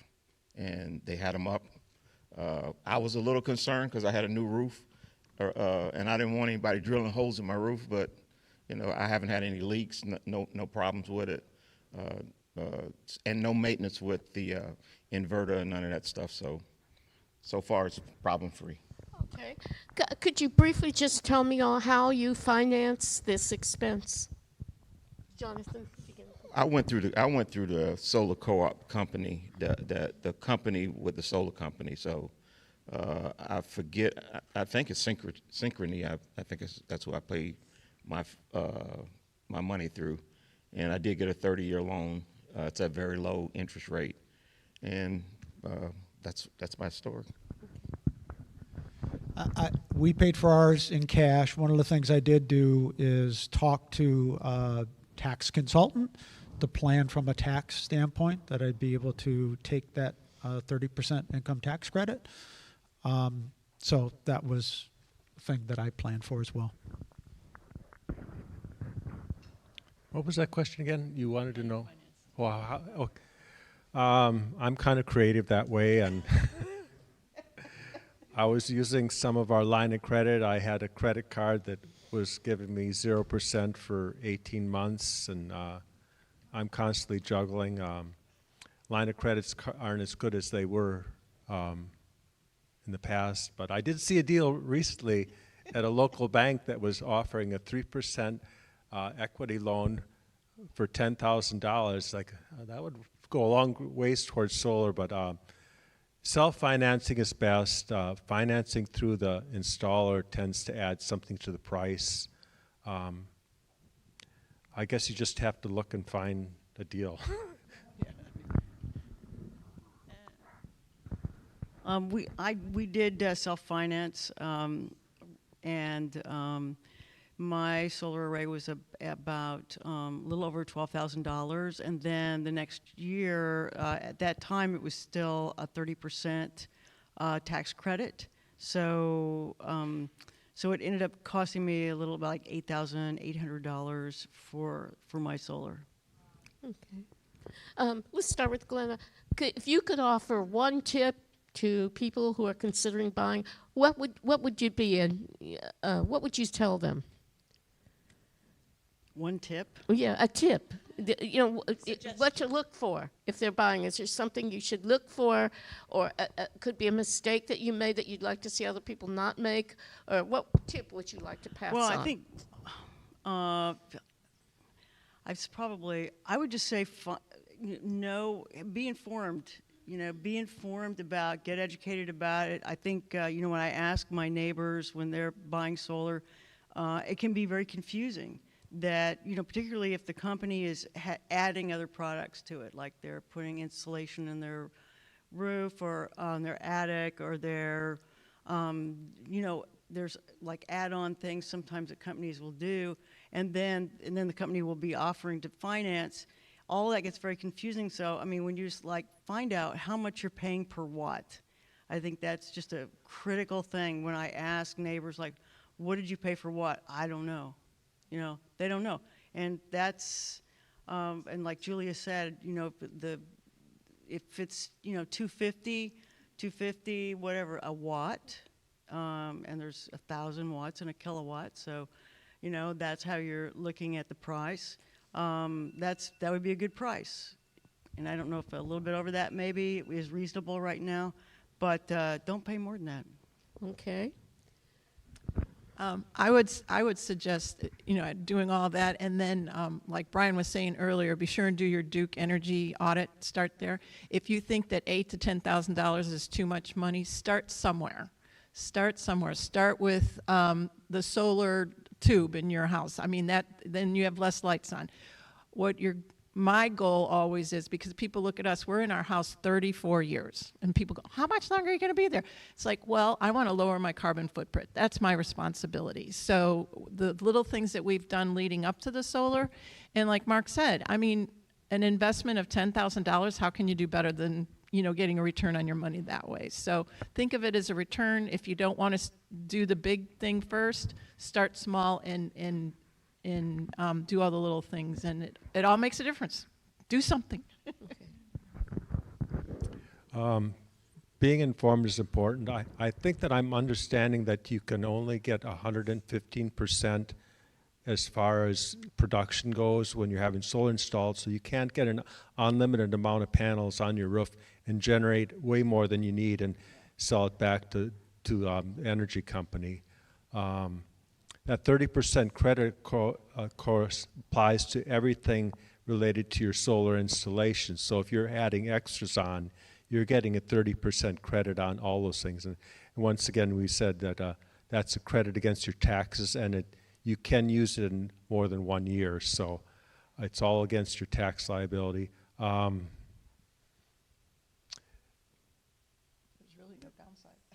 Being aware of how it works with Duke Energy. Like I said, your minimum bill is going to be $35. And there's no way around this. The customer charge $12, and then they add on the extra $17 for your minimum billing. And then they add the taxes, and you're at $35. So that's what it's going to cost you no matter what. You might get some money back at the end of the year with the accumulation that you have, but you're not going to make a lot of money getting energy back from Duke Energy. Okay. But You're paying them less. I looked at my energy bill, and 2 years ago, my kilowatts were 2 cents less than they are now. So 11 cents to 13 cents, 2 cents, you think about the increase there. If your energy bill is continuing to go up, but your cost of your solar isn't, that seems like you're coming out ahead there on top of your return for your $10,000. Okay. Go ahead. I'd reiterate what Glenna said on the price per watt. That is probably the most critical piece of information. 2 is get competitive quotes. Not a smart move if you're just going to one company and getting a quote. And when you get those multiple quotes, what I did in my instance, I had 2 installers and went back and forth to negotiate the price to be lower than what they came to me originally with. And then the third thing is don't buy too much solar. Don't pay more than what you need. Okay. Jonathan? All I would say is get a friend like Brian that knows this stuff and use them. All right. Thank you to our panelists, and we're going to move on to our next speaker. And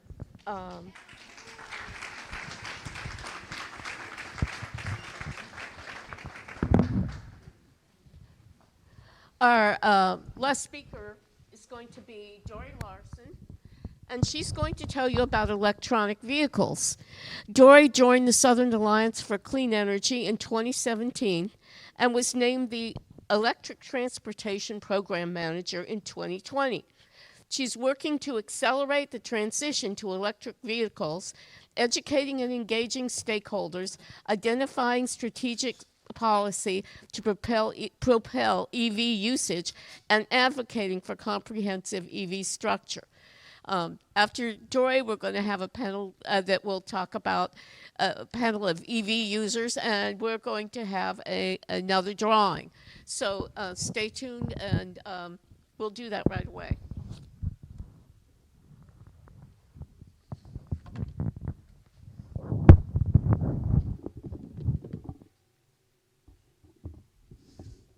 Do I need to stand up here? I'm pretty short. Well, I think I got it. Okay, well, good morning, everybody.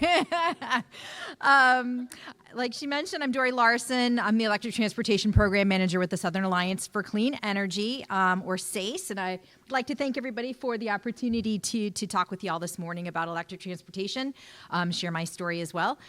So if you're not familiar with SACE, for over 35 years, we have been a regional leader advocating for responsible and equitable energy choices throughout the Southeast. We're focused on transforming the way that we produce and consume energy in the Southeast.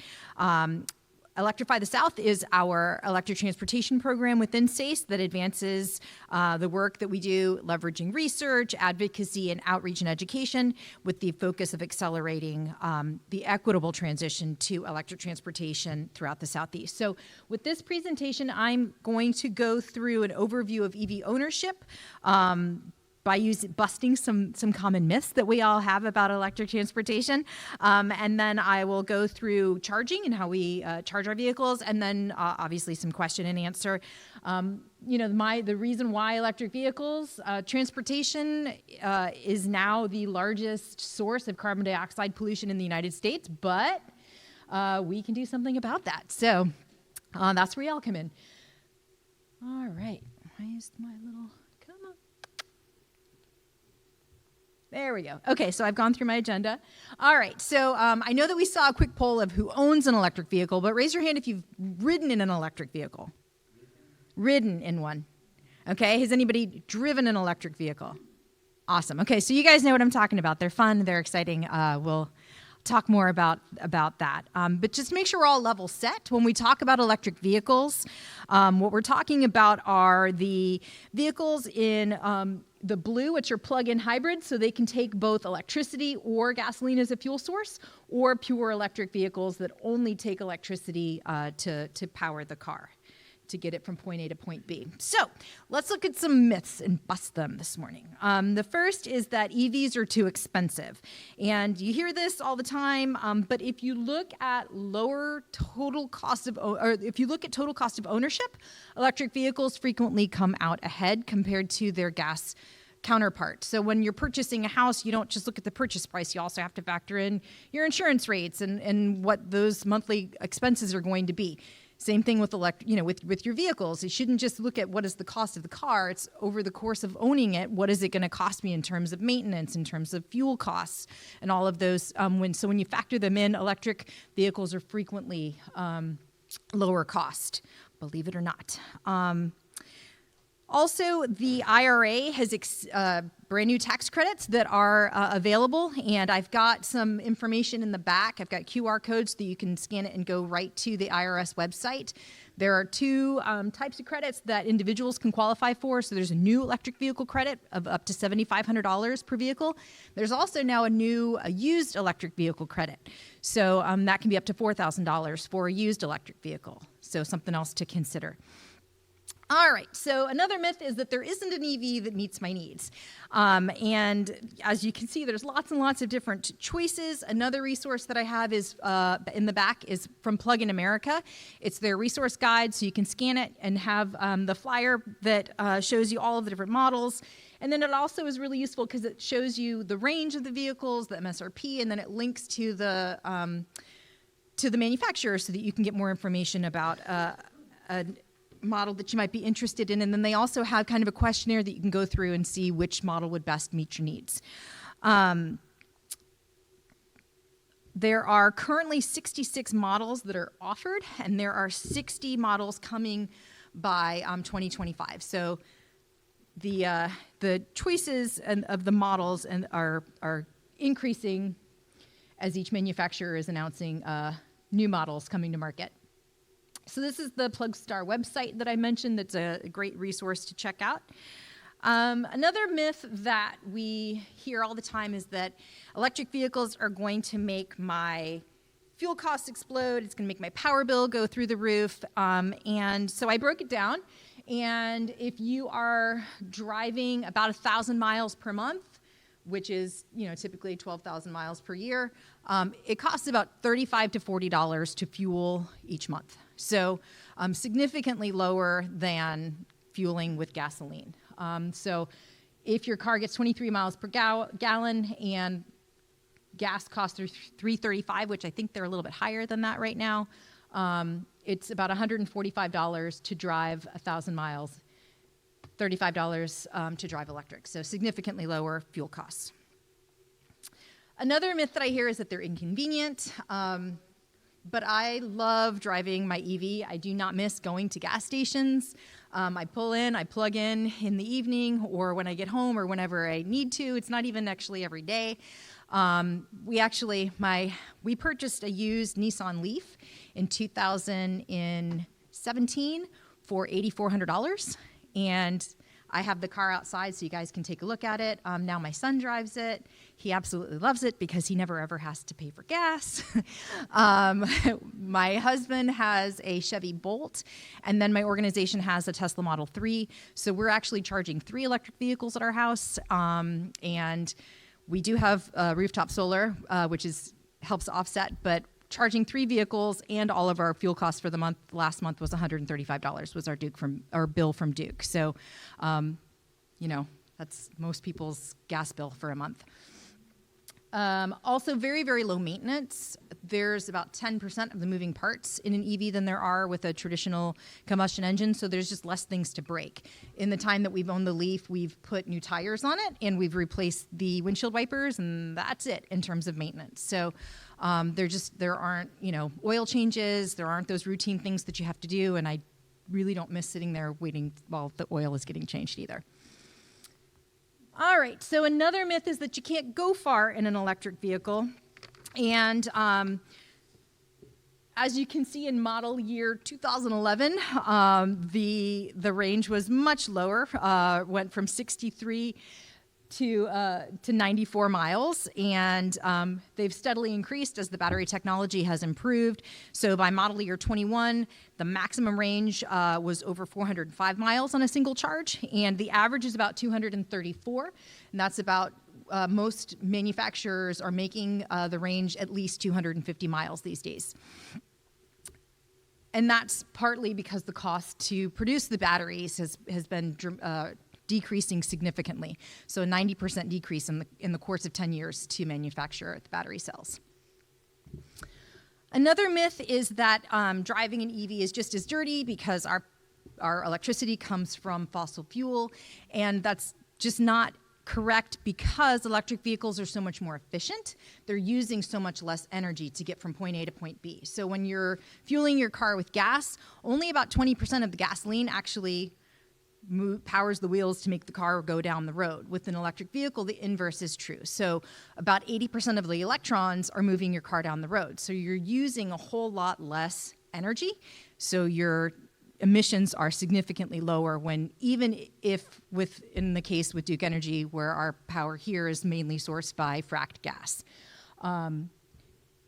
In America, you'd have to get a car that gets 91 miles per gallon in order to have the same emissions benefits as driving an electric vehicle.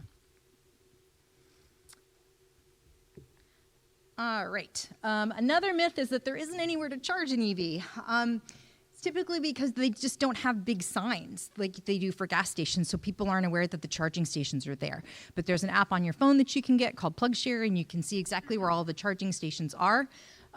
Also, which is kind of exciting, is with the bipartisan infrastructure law. In formula funding, Florida is going to get $198 million for DC fast charging. So those are the chargers that allow you to make interstate travel or travel across the country. You can see to date, we'd only spent $27 million on electric vehicle charging in the state of Florida. So that's going to be a significant increase within the next 5 years for those DC fast chargers that are coming to our state. And then there's additional $2.5 billion with the bipartisan infrastructure law for competitive funding that municipalities can apply for local charging as well. All right, so I wanted to switch gears and just kind of give you an idea of where we are in Florida. And globally, Bloomberg New Energy Finance projects that by 2040, over 70% of vehicles on the road will be electric. Florida has the second highest adoption rates of electric vehicles in the country, only behind California. And looking at the Florida Department of Transportation's projections in their master plan that they wrote 2 years ago, they anticipate with the aggressive scenario, 35% of vehicles on roads in Florida will be electric by 2040. So we do a report every year called Electric Vehicles in the Southeast, and we look at 6 indicators. So this data comes from Q2 of 2022, so the end of July, and we have over 156,000 electric vehicles on our roads in Florida. And we also have a 6% market share. So that means of all of the new cars that are being sold, over 6% of them are electric. And typically with this kind of technology, when you see market share over 5%, you start to see really steep exponential growth. So we're anticipating that electric vehicles are going to be coming and coming fast. So it's exciting that there's funding that is happening through the utilities to invest in charging infrastructure as well. Just wanted to briefly mention there are electric transit buses that PSTA has been heavily investing in. There are electric school buses that are coming to Pinellas County from the Volkswagen Settlement Fund, so you'll start seeing electric school buses on the roads for our kids, which is great in terms of public health and them not having to breathe those nasty, nasty toxins in from a diesel bus. And there are also all class 3 through 8 electric vehicles that are coming. So it's really kind of fun. I was on 19 in Holiday, and I saw a Walmart delivery van charging at a charging station. So it's kind of cool to start seeing that out in the community. Okay, so let's talk about charging your electric vehicle. So the way on the left is called level 1, or sometimes it's called trickle charging, and that's basically like that outlet over there on the wall you can plug your car into. It only adds about 5 miles per hour, so it's not a fast charge, but if your commute is 40 miles a day, which most Americans drive under 40 miles a day, plug in the evening. When you wake up in the morning, your car's got those 40 miles added back. And I did that for the first 3 years that we had the Nissan Leaf. I would just plug it in and recharge overnight. Level 2 charging is, it's like a 240 outlet like you would have for your range or for your dryer. And that adds about, depending on the amps, but about 30 miles per hour. So we did choose to install a charging unit in our garage, and then we can take turns charging the electric vehicles, whoever needs it. And then the DC fast charging are those big units that you see along the highways, and those are what add about 80 miles of range in, 80% of the range in 30 minutes. So just visually, it's basically a glorified extension cord. That's the level 1 charging, or the trickle charging. You plug it into the wall, plug it into your car, bada bing, bada boom, done. Level 2 charging, so those are the kind of charging units that you see typically out in the community. Sometimes they're free and sometimes they have a cost associated with them. And then the DC fast chargers are the big units that you see out typically along highways. This one actually is over by the Blue Jay Stadium in Dunedin. And then Tesla has their own proprietary unit, and they don't work with other vehicles. So something to consider. And then just briefly, the utility rebates that rebates that I mentioned, there are federal rebates with the IRA that I have the link to in the back. There are also utility rebates. So Duke's got a program where you can get a lower cost charging unit. And then that's our information. If you want to stay connected with us, I would love to have you join. And I think my time's up. For a few questions, if any have questions. Yes. You said Duke has a promotion, but can you explain a little bit more about that? Yes, so it's a program called their Park and Plug program, where you can sign up with them for rates, and it's a separate unit for your EV. And then they also have, if you want, in the community, if you have a business and you want to install charging stations, there's rebates for that as well. The IRA is the Inflation Reduction Act, so that was passed by the federal government last summer, and those are where the tax credits for the EVs are. Yes? Hi, so I have a question. You really went over that our cost in terms of the energy that's used is diminished quite a lot. But what about the front end and the energy that's used to create that EV? Because my understanding is there's a lot of fossil fuels that are needed, and a lot of the things, components are made in other countries that are using coal-fired to create the steel or whatever. So that if they actually take that into consideration on a worldwide thing, which is what we're trying to do anyway, what is your information on that? That's a great question. So she was asking about the resources to create the batteries and what that looks like.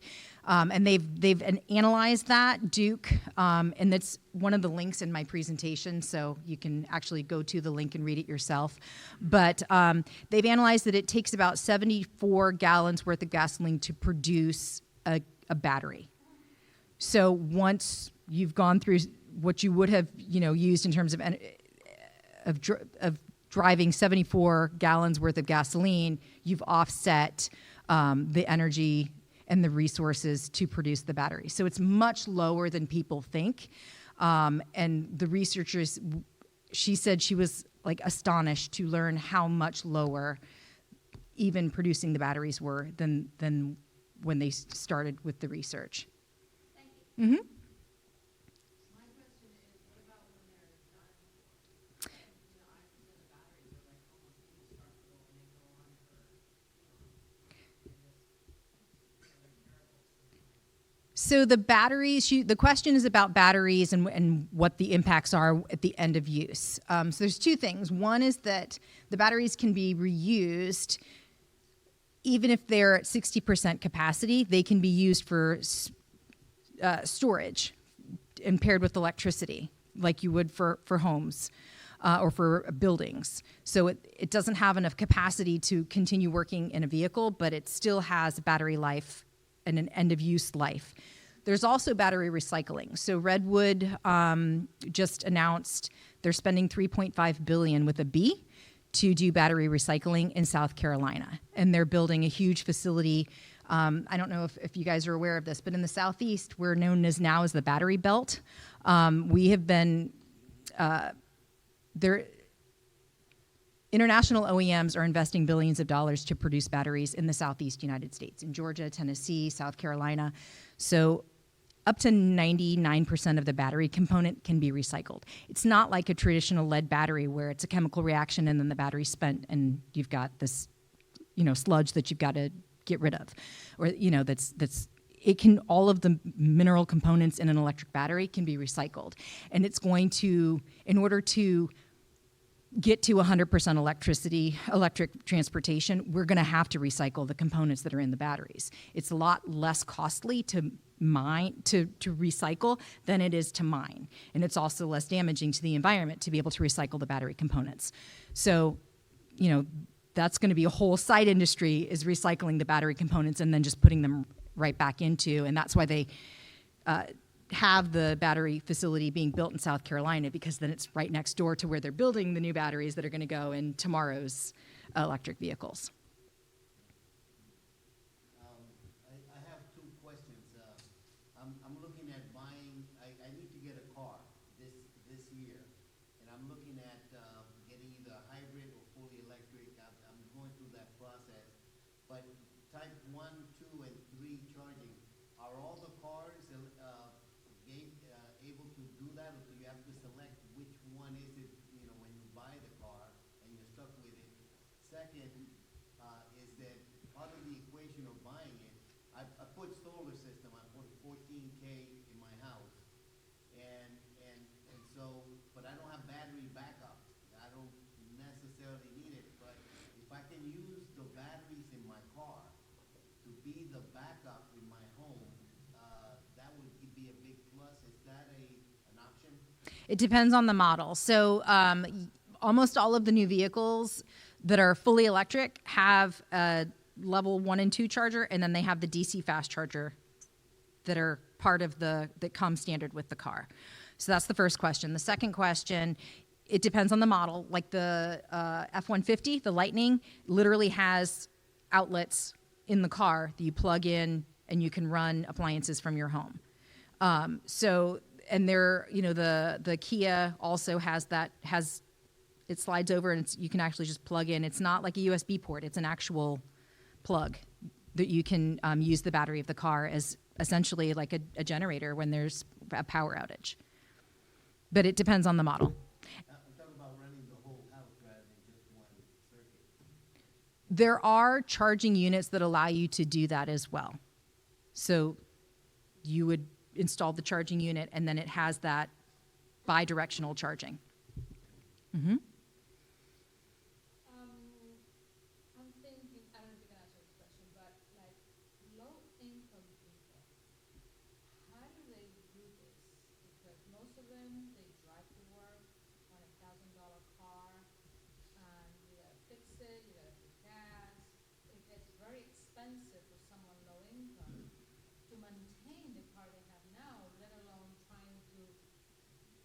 getting to this technology so they can save money. So what is your feel, what's happening out there for that?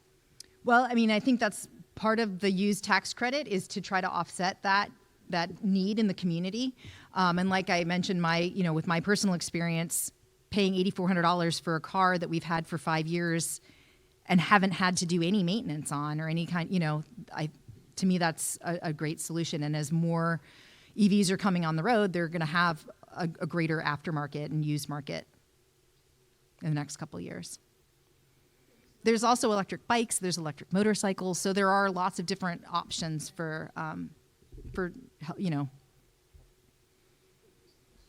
question about people who want an electric vehicle but don't own a house. Are there incentives for landlords, say if you rent an apartment, for installing a charging unit?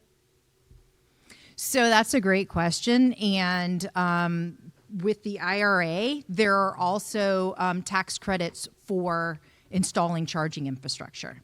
So that is one way that like a landlord or, a property owner could offset some of the costs to install the charging infrastructure. Doing retrofits in condos and apartments is really expensive. So part of the work that I do is also advocating for policy that when we build new buildings, we're building them with enough electrical capacity to support EV charging, and then running empty conduit to the parking spaces so that when you want to put a charging station in, that's all you have to do is pull a permit and put the charging station in. And that's a huge part of making sure that we're equitably reaching every member of our community is being able to have access to home charging. Thank you for asking that. I'm very passionate about it because there's another solution that's really cool that they have just been doing in the city of Charlotte is power poles. So if there was a light pole that used to have a traditional light bulb and then they've gone to the energy efficient lighting, there's enough power to power an EV charging station. And they hang them up high too, so it's not a tripping hazard for pedestrians. There's a drop down for the cords that you can plug in on like street parking. So there's currently $634 billion in energy sector subsidies. 70% of that goes to fossil fuels, 20% to renewable power generation. Can you speak to what maybe your organization is doing to level up the subsidies for fossil fuel, which would support there being more stations on homes, on bigger buildings, and then also what we can do as advocates to increase that as well. I'd really also like to see fossil fuels go down too, but otherwise that's not possible. I think I didn't hear you correctly because I thought you said, what are we doing to support fossil fuel subsidies? And we do not advocate for fossil fuel. Support the renewable power generation. So like that support electric vehicles. What are we doing to increase those subsidies? So like the government money, they pay subsidies to fossil fuel companies to keep our oil prices low. I'd like to see more subsidies going towards increasing cleaner choices like solar, like wind, like whatever. I mean, part of that is advocating for the tax credits that are in the IRA. There's also other programs to help, like there's the Clean School Bus Program that's $5 billion that's in the bipartisan infrastructure law to help transition our school districts. There's also the low-no grants for transitioning our transit buses. There's $1 billion for medium and heavy-duty vehicles that are in the bipartisan infrastructure law. So it's coming, and that's, part of it also is just advocating for more programs with our utilities so that they are spending money on electric transportation infrastructure and making it easier for, if you live in a multi-unit complex to be able to have access.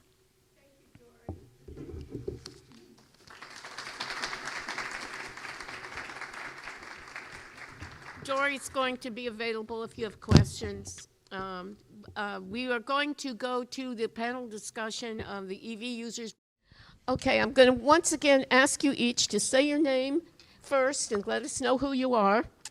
First question we have is, what made you decide to purchase an EV vehicle, and what did you purchase? So my first purchase for electric vehicle, I bought my first one in 2014. I really don't like gas stations. I don't like the smell of gas on my hands after I fill up the car, so that was one of my biggest, I just wanted to go electric, and I got a Leaf. It was least expensive. The range back in 2014, as Joy showed us, was very little, but it was enough to get me to and from work, and I was able to charge with a regular, 120 volt without putting in extra power in the house. Oh, I forgot to say my name. I'm Frank Persichino. Thanks, Frank. Brian Beckman, similar reasons for wanting to get it. I wanted to try it out and see what it was like. Been super satisfied with it, and it was a Leaf as well. So that was my first EV. I'm Micah Maxwell. I'm with the city. I'm the Chief Innovation Officer for the city, and I have a Jaguar I-Pace. We bought it in 20. Actually, we have two. We have my wife also has one. It's the Volvo XC40. We bought ours a little probably later than these gentlemen, 20 and 21. And a big part of it was just wanting to try to help get EVs on the road, adding to the inventory, also trying to help the environment as best we could. So, yeah. Okay. The second question is, there's always a lot of concern about long-distance driving. What do you do? Have any of you gone on long-distance trips, and how did you fare? Yeah, so the longest one I ever went on was a trip to Tallahassee, and it was not an issue. I drove to Gainesville, charged for 30 to 45 minutes. They have a level 3 charger right on the interstate at Target, so I walked around Target for a little while, bought some stuff, and then came out and drove away. Then I charged up when I got to Tallahassee, and then I did the same thing on the way back. So it worked out really well. Normally I drive about 25 miles each way every day, so that's not an issue for me. But yeah. So my longest trip has been to Charlotte, North Carolina. So to drop off my daughter. The Bolt that she has now. And I think I charged 3 or 4 times. And so the first place was up near Jacksonville at an FPL location that just happened to be outside of an apartment complex there. And then the other ones were at Walmarts along the way. So if you go up 95? Off the Clover Leafs there's a lot of Walmarts about 45 minutes away from each other. That are part of that network that Electrify America has usually about 8 or 10 chargers at those locations. We also have a Tesla. Those charge, from my experience, faster than the other cars that we have or had. And those we drive back and forth to Boca Raton. Kathleen's driven it to Tallahassee a few times. The critical thing is using the app on your phone, or in the case of the Tesla, it does all that programming for you in your car, telling you where to go. The furthest I've ever taken my car, I don't have the Leaf anymore, I'm driving a Tesla. I've taken it all the way up to Burlington, Vermont. It adds about, I would say about 25%, more time than it would take than if you were just taking a gas car. But the Tesla does have, as Brian mentioned, it has built-in navigation that tells you where the stations are to stop. So it makes it very, very easy. It was the easiest drive I've ever done for that kind of distance. I don't like long distance driving, and that was really wasn't such a bad drive. But it does add some time. It takes a little bit of time to charge, but you do wind up at some interesting places to shop, places to eat, usually in newer locations, so you're not going to be in a rough end of town or anything like that. So it was a nice drive. Now for the nightmare question everybody worries about. What about maintenance, the cost of maintenance, how often you have to have it maintained, etc.? Could you tell us a little bit about that? With the maintenance is pretty much what Joy said, tires, wipers. I've had my Tesla since 2017. The mechanics over at Tesla, maybe don't know that much about tires. I asked them to change my tires. They said they were good. I said, no, they're not good. So they had to go back and change the tires. But otherwise, there's not really much more to it. No fluids. I mean, there's window washer fluid, but there's just nothing else, really. Yeah, one thing I was just thinking of with the Tesla, you really you can't get at stuff in the Tesla. Everything's away from you. You don't have a hood like in a normal car. You can go in and look at things in there. Basically, you can put in that kind of windshield washer fluid. We now also have a Volt, and that one is a plug-in hybrid. So it has an electric drivetrain, so it's always running off the batteries. If it goes down below a certain number, it'll flip on over and turn on a generator that runs inside the car, and that will continuously recharge the battery. So in that case, that gas engine does require oil and other stuff that I guess come along with a normal engine. I've never had to change the oil on that car. I've had it for 4 years because I very rarely drive longer distances with it. So generally, it's been with one of the cars, it's been tires. Other than that, nothing that I've had to do to them. And I've had those EVs now. Our first one, a Leaf, was 5 or 6 years ago. Yeah, it's the same for me. Both of our cars have had tires. The blowouts are probably more than the wear. Well, there's been some wear down on my Jaguar I-Pace, being from 20. So it's gone a little faster than a combustion engine car. My understanding is because of the weight, which also likely factored into the pothole issue that we had. But outside of that, no, nothing. I guess the software. Software updates has ended up being the breakdown that we had on both vehicles where it didn't start. Simply needed a software update. Very easy to do, and that was really it. I will say that the most difficult thing out of all of it was we had to try to put it into neutral one time, and trying to figure that out on the I-Pace was. I was like 3 hours, but once you figured it out, it was fine, right? I mean, but there wasn't a lot on the internet about it, right? So you're looking at the internet, there wasn't a lot of information, and finally we got it, so it worked out. Have any of you ever experienced a need for emergency assistance, and how did that work? Yes, I guess twice for the software issues, and it wasn't a problem. Tow truck came, picked it up after we figured out how to put it in neutral, and brought it over to the dealer. Like I said, they were both update issues. No, really the main thing, you have a greater attention to how many miles you have left on your car. So if you're going out on multiple hour drives, so you pay a lot more attention to that. You plan for that. Another example, so on the Tesla, and you probably have these available on other cars too. So you can control your car settings on your phone, and one of the settings on there is how much electricity do I want my batteries in that car to get to a certain level. So normally I have it set like 75% maximum charge because your batteries will last longer over the course of years if you don't charge them 100% all the time. Not a new thing when you think about all the devices that have lithium batteries in it. That's pretty common.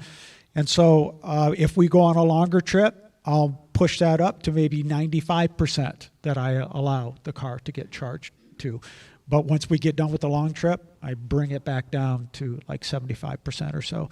So that's one of the things you pay more attention to. So it's a little bit more thinking and planning. But for me, that's fun. Question was about emergency breakdowns? Yeah. Yeah, you experienced it. So in terms of emergency breakdowns, I've only had a flat tire one time. The Teslas don't carry extra tires to keep it light as possible, so you're not. They have service. They have their own service you can call, but I also keep AAA all the time. So I've had that happen one time that I've had a big enough flat that I had to get somebody to come and tow me. But otherwise, everything else is standard. I've never had a breakdown. I've never had a problem with it starting or anything like that. The software updates that Michael was talking about, they get done over air. I can program that whenever I want, after work or at night or whenever I want. So I've never had any problems with it not going or or breaking down or anything like that. And like I said, I've had it since 2017, so about 6 years now. And I'm going to have it for a long time to come, so maybe every year I'll give you guys updates. Okay. What advice would you give to someone who's contemplating purchasing an electronic vehicle? What I did to get a comfort level was to buy something inexpensive. I went with a Leaf at first to see if it was something that I would like before I got into a little bit more of an expensive vehicle. You learn a lot about your driving habits when you get an electric car because you don't ever want to run out of electricity. So you really find out that you don't drive that much. You know, you go to and from work, to and from the grocery store. Once in a while you go to the airport, and you realize that, you know, that's for me anyway. I mean, if I was a sales rep driving all over the state, I probably wouldn't want an electric vehicle. But, you know, if you're just going to and from work every day and running your regular errands, you don't need that much range. It's very rare that you're going for a long distance. Like I said, you just learn a lot more about your driving habits, and you realize that that it doesn't, you know, doesn't take that much power, doesn't take that much effort to have an electric car. But try it out with something less expensive in case you don't like it. That's my advice. I think of, you know, really planning out that kind of purchase. You know, we talked about the tax credits that are available. That's something to think about and factor into what your income level is. With 2 of our EVs that we've purchased, we took advantage of where the dealer took the income tax credit. And then so the $7,500, they took that tax credit, and we bought it for $7,500 less, whatever we negotiated. So I'll give you an example. Car MSRP, $41,000, and that was one that leather, etc. So some extra safety. Otherwise, it would have been lower to start with. So $41,000 minus the $7,500 that they took off of it, minus negotiation off of that, and it was $31,000 was the net. So plan and look for those kind of options. Man, Brian took my thing. That's all right. We did the same thing on the Volvo that we have. So yeah, that was great and good to know. There is, as it relates to the charging stations, there is an adapter for my car to be able to plug into a Tesla charger. So it's not like you can't use those stations. You can. Or at least, you know, I've used ones at hotels and the like. I think be prepared for your friends to want you to drive more. You know, that's a thing. Everybody drives to our house, and then we drive them wherever we're going. But no, I think it's a good investment. It's a fun investment, and it's like I said earlier, it's helping to build the inventory, which I think is great. I will say that I didn't have the forethought that Frank had on the gas station thing. I didn't know that I didn't like gas stations as much, but that is immediately what I figured out, is that I really don't like gas stations, and it is definitely a bonus. Can you talk about how much time is involved in charging? Yeah, you know, I mean, I usually just try to keep up on it, as Brian mentioned earlier, setting those charge levels. And then just trying to top it off every day. I mean, if I'm really down, you know, to 50 miles or so, my vehicle gets about 275. So it may take 10 hours to fully charge it. Just doing it overnight is what I would typically do. But normally I'll just keep it, kind of topped up. So depends upon the car. So the Volt holds 70 miles, and so if I drive the car that day, I'm usually plugging it in as soon as I get home, and I plug it in to a wall outlet that I have outside, and I'll add about, as Dory said, about 5 miles an hour to the car. With the Tesla, it's plugging it in every 2 or 3 days or something like that, and sometimes it's to the 110 outlet, sometimes it's to our level 2 charger that we had. It all depends on how much driving to do, but the amount of time is no more than what you spend charging your phone in at home. It's really the same thing. You know, when you look on your phone and it needs to be charged, you're finding, where does my charger? Where do I plug it in? You do the same thing with an electric car. Yeah, what they've said is pretty much what it is. You know, I never even got those 220 outlets in my house or anywhere. I've always plugged into a 110. Again, you know, you're driving to and from work every day, so you're whatever 20, 30 miles you're doing, you know, in this area, you just plug it into a 110 overnight, and usually you'll get that charge overnight. When I have to prepare for a longer drive, if my charge is down, then I'll go to one of the bigger chargers in the area that they were talking about. You know, that I was always going to the Countryside Mall, because when they installed them over there, I just plug in there and take a walk for a couple of hours and come out, and I'd have 30 miles in the car, you know. So that's pretty much the way I got by. I really didn't ever have to put a 220 in. Have you ever had any difficulty in finding a charging station when you were using your car? Well, at one time I went to Burlington. I got stuck somewhere in New Jersey and I couldn't find one, but but I mean, again, the navigation tells you where they are, but you know, sometimes they're hidden behind the building, or you don't know where in the garage they are, so you do spend a minute looking for them. But with the regular driving, you start to learn really quick where your chargers are. You'll have that figured out in no time, where your chargers are, because you start to realize that, again, you don't drive to that many places. You know, it's to work, it's to the store, once in a while here and there, so you'll know where the chargers are. It won't be much of a thought provoker unless you're, you know, going out of town. That's when you really start to thinking about where they are and that kind of stuff. Is it free to charge your car, or do you have to use coins or your charge card, or how does that work? I get as much free charging as I can. That's just with Teslas, though, right? When I had the Leaf, if you go to most government buildings, they're free. A lot of garages, they're free. I've Can't get ticketed for using those? For using the chargers? Permission? No. I mean, I go there for a purpose or something. I wouldn't just, because I don't want to hang out somewhere where I'm not supposed to be, but there's a lot of places where you can go where they have free charging. A lot of the stores, the ones that are in front of the stores, are all programmed for free. Like I said, I spend a lot of time at the Countryside Mall, plug in over there and walk around the mall. It's at the Whole Foods. Whole Foods has it installed, so I'd go in and purchase something at Whole Foods and then go hang out at the mall for a little bit. That was a few years ago. There might have been less demand at that time. But there's a lot of free charging, and at home, as Joy mentioned, it's not that really it's not that hard on the electric bill. I think it might have been an extra $20 a month. The other thing, I wondered if regular battery cables would work if you were stranded somewhere, or do you have to have a certain type of... Well, as Brian mentioned, now I'm driving the Tesla. They don't even let you play with the batteries. I can't even charge a car if I wanted to, on any other kind of car. They don't leave any connections for you. If you run out, I think you'd have to call for assistance. I think that maybe Tesla service, I don't know if they have some sort of a booster charge or something, but it'd be pretty hard with a Tesla because they do have a lot of chargers around. Does that ruin your warranty or something? If you let it go all the way out, I don't know. I've never let it happen. I'd be kind of scared. My sister has one, and she wanted to charge at our house, and we didn't have a close outlet, but we were going to use the extension cord, and apparently I couldn't do that. It did something to their warranty.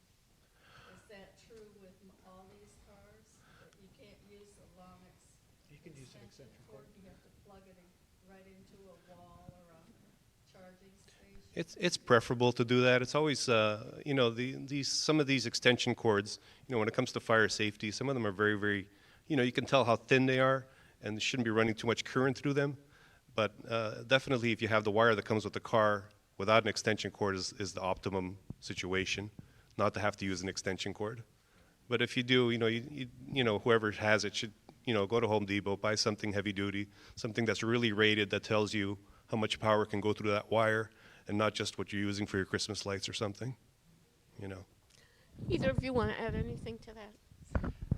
Just that when you get an electric car, you start using apps on your phone. You know, you got a Tesla, it tells you where to go, but also, you know, PlugShare was mentioned, I think, by Dory. There's other apps as well to find charging locations. So when I'm going someplace that I'm not familiar with, I look on my phone, I plan that, and It's just different than driving a gas car. Gas car, you just assume there's going to be places, and so you don't have an app on your phone when you plan that. But electric car, you do, and it's never a problem. Okay.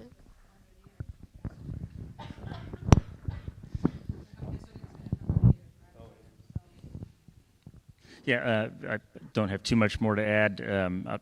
I guess you learn, the etiquette of charging at a place like a hotel real quick, right? I mean, there's usually, a charger or two at those places, and you really, you want to charge as much as you need and then move on so somebody else can use it.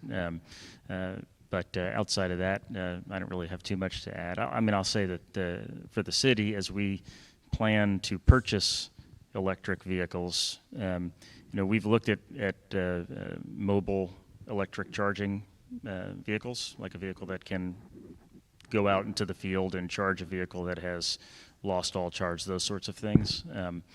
So those things definitely exist, but we're still in the research phase on some of that stuff. It's very interesting. The city's going to be purchasing more electric vehicles, and I understand. Yeah, we have a green fleet policy that was put into place last year, about a year ago, a little more than a year ago.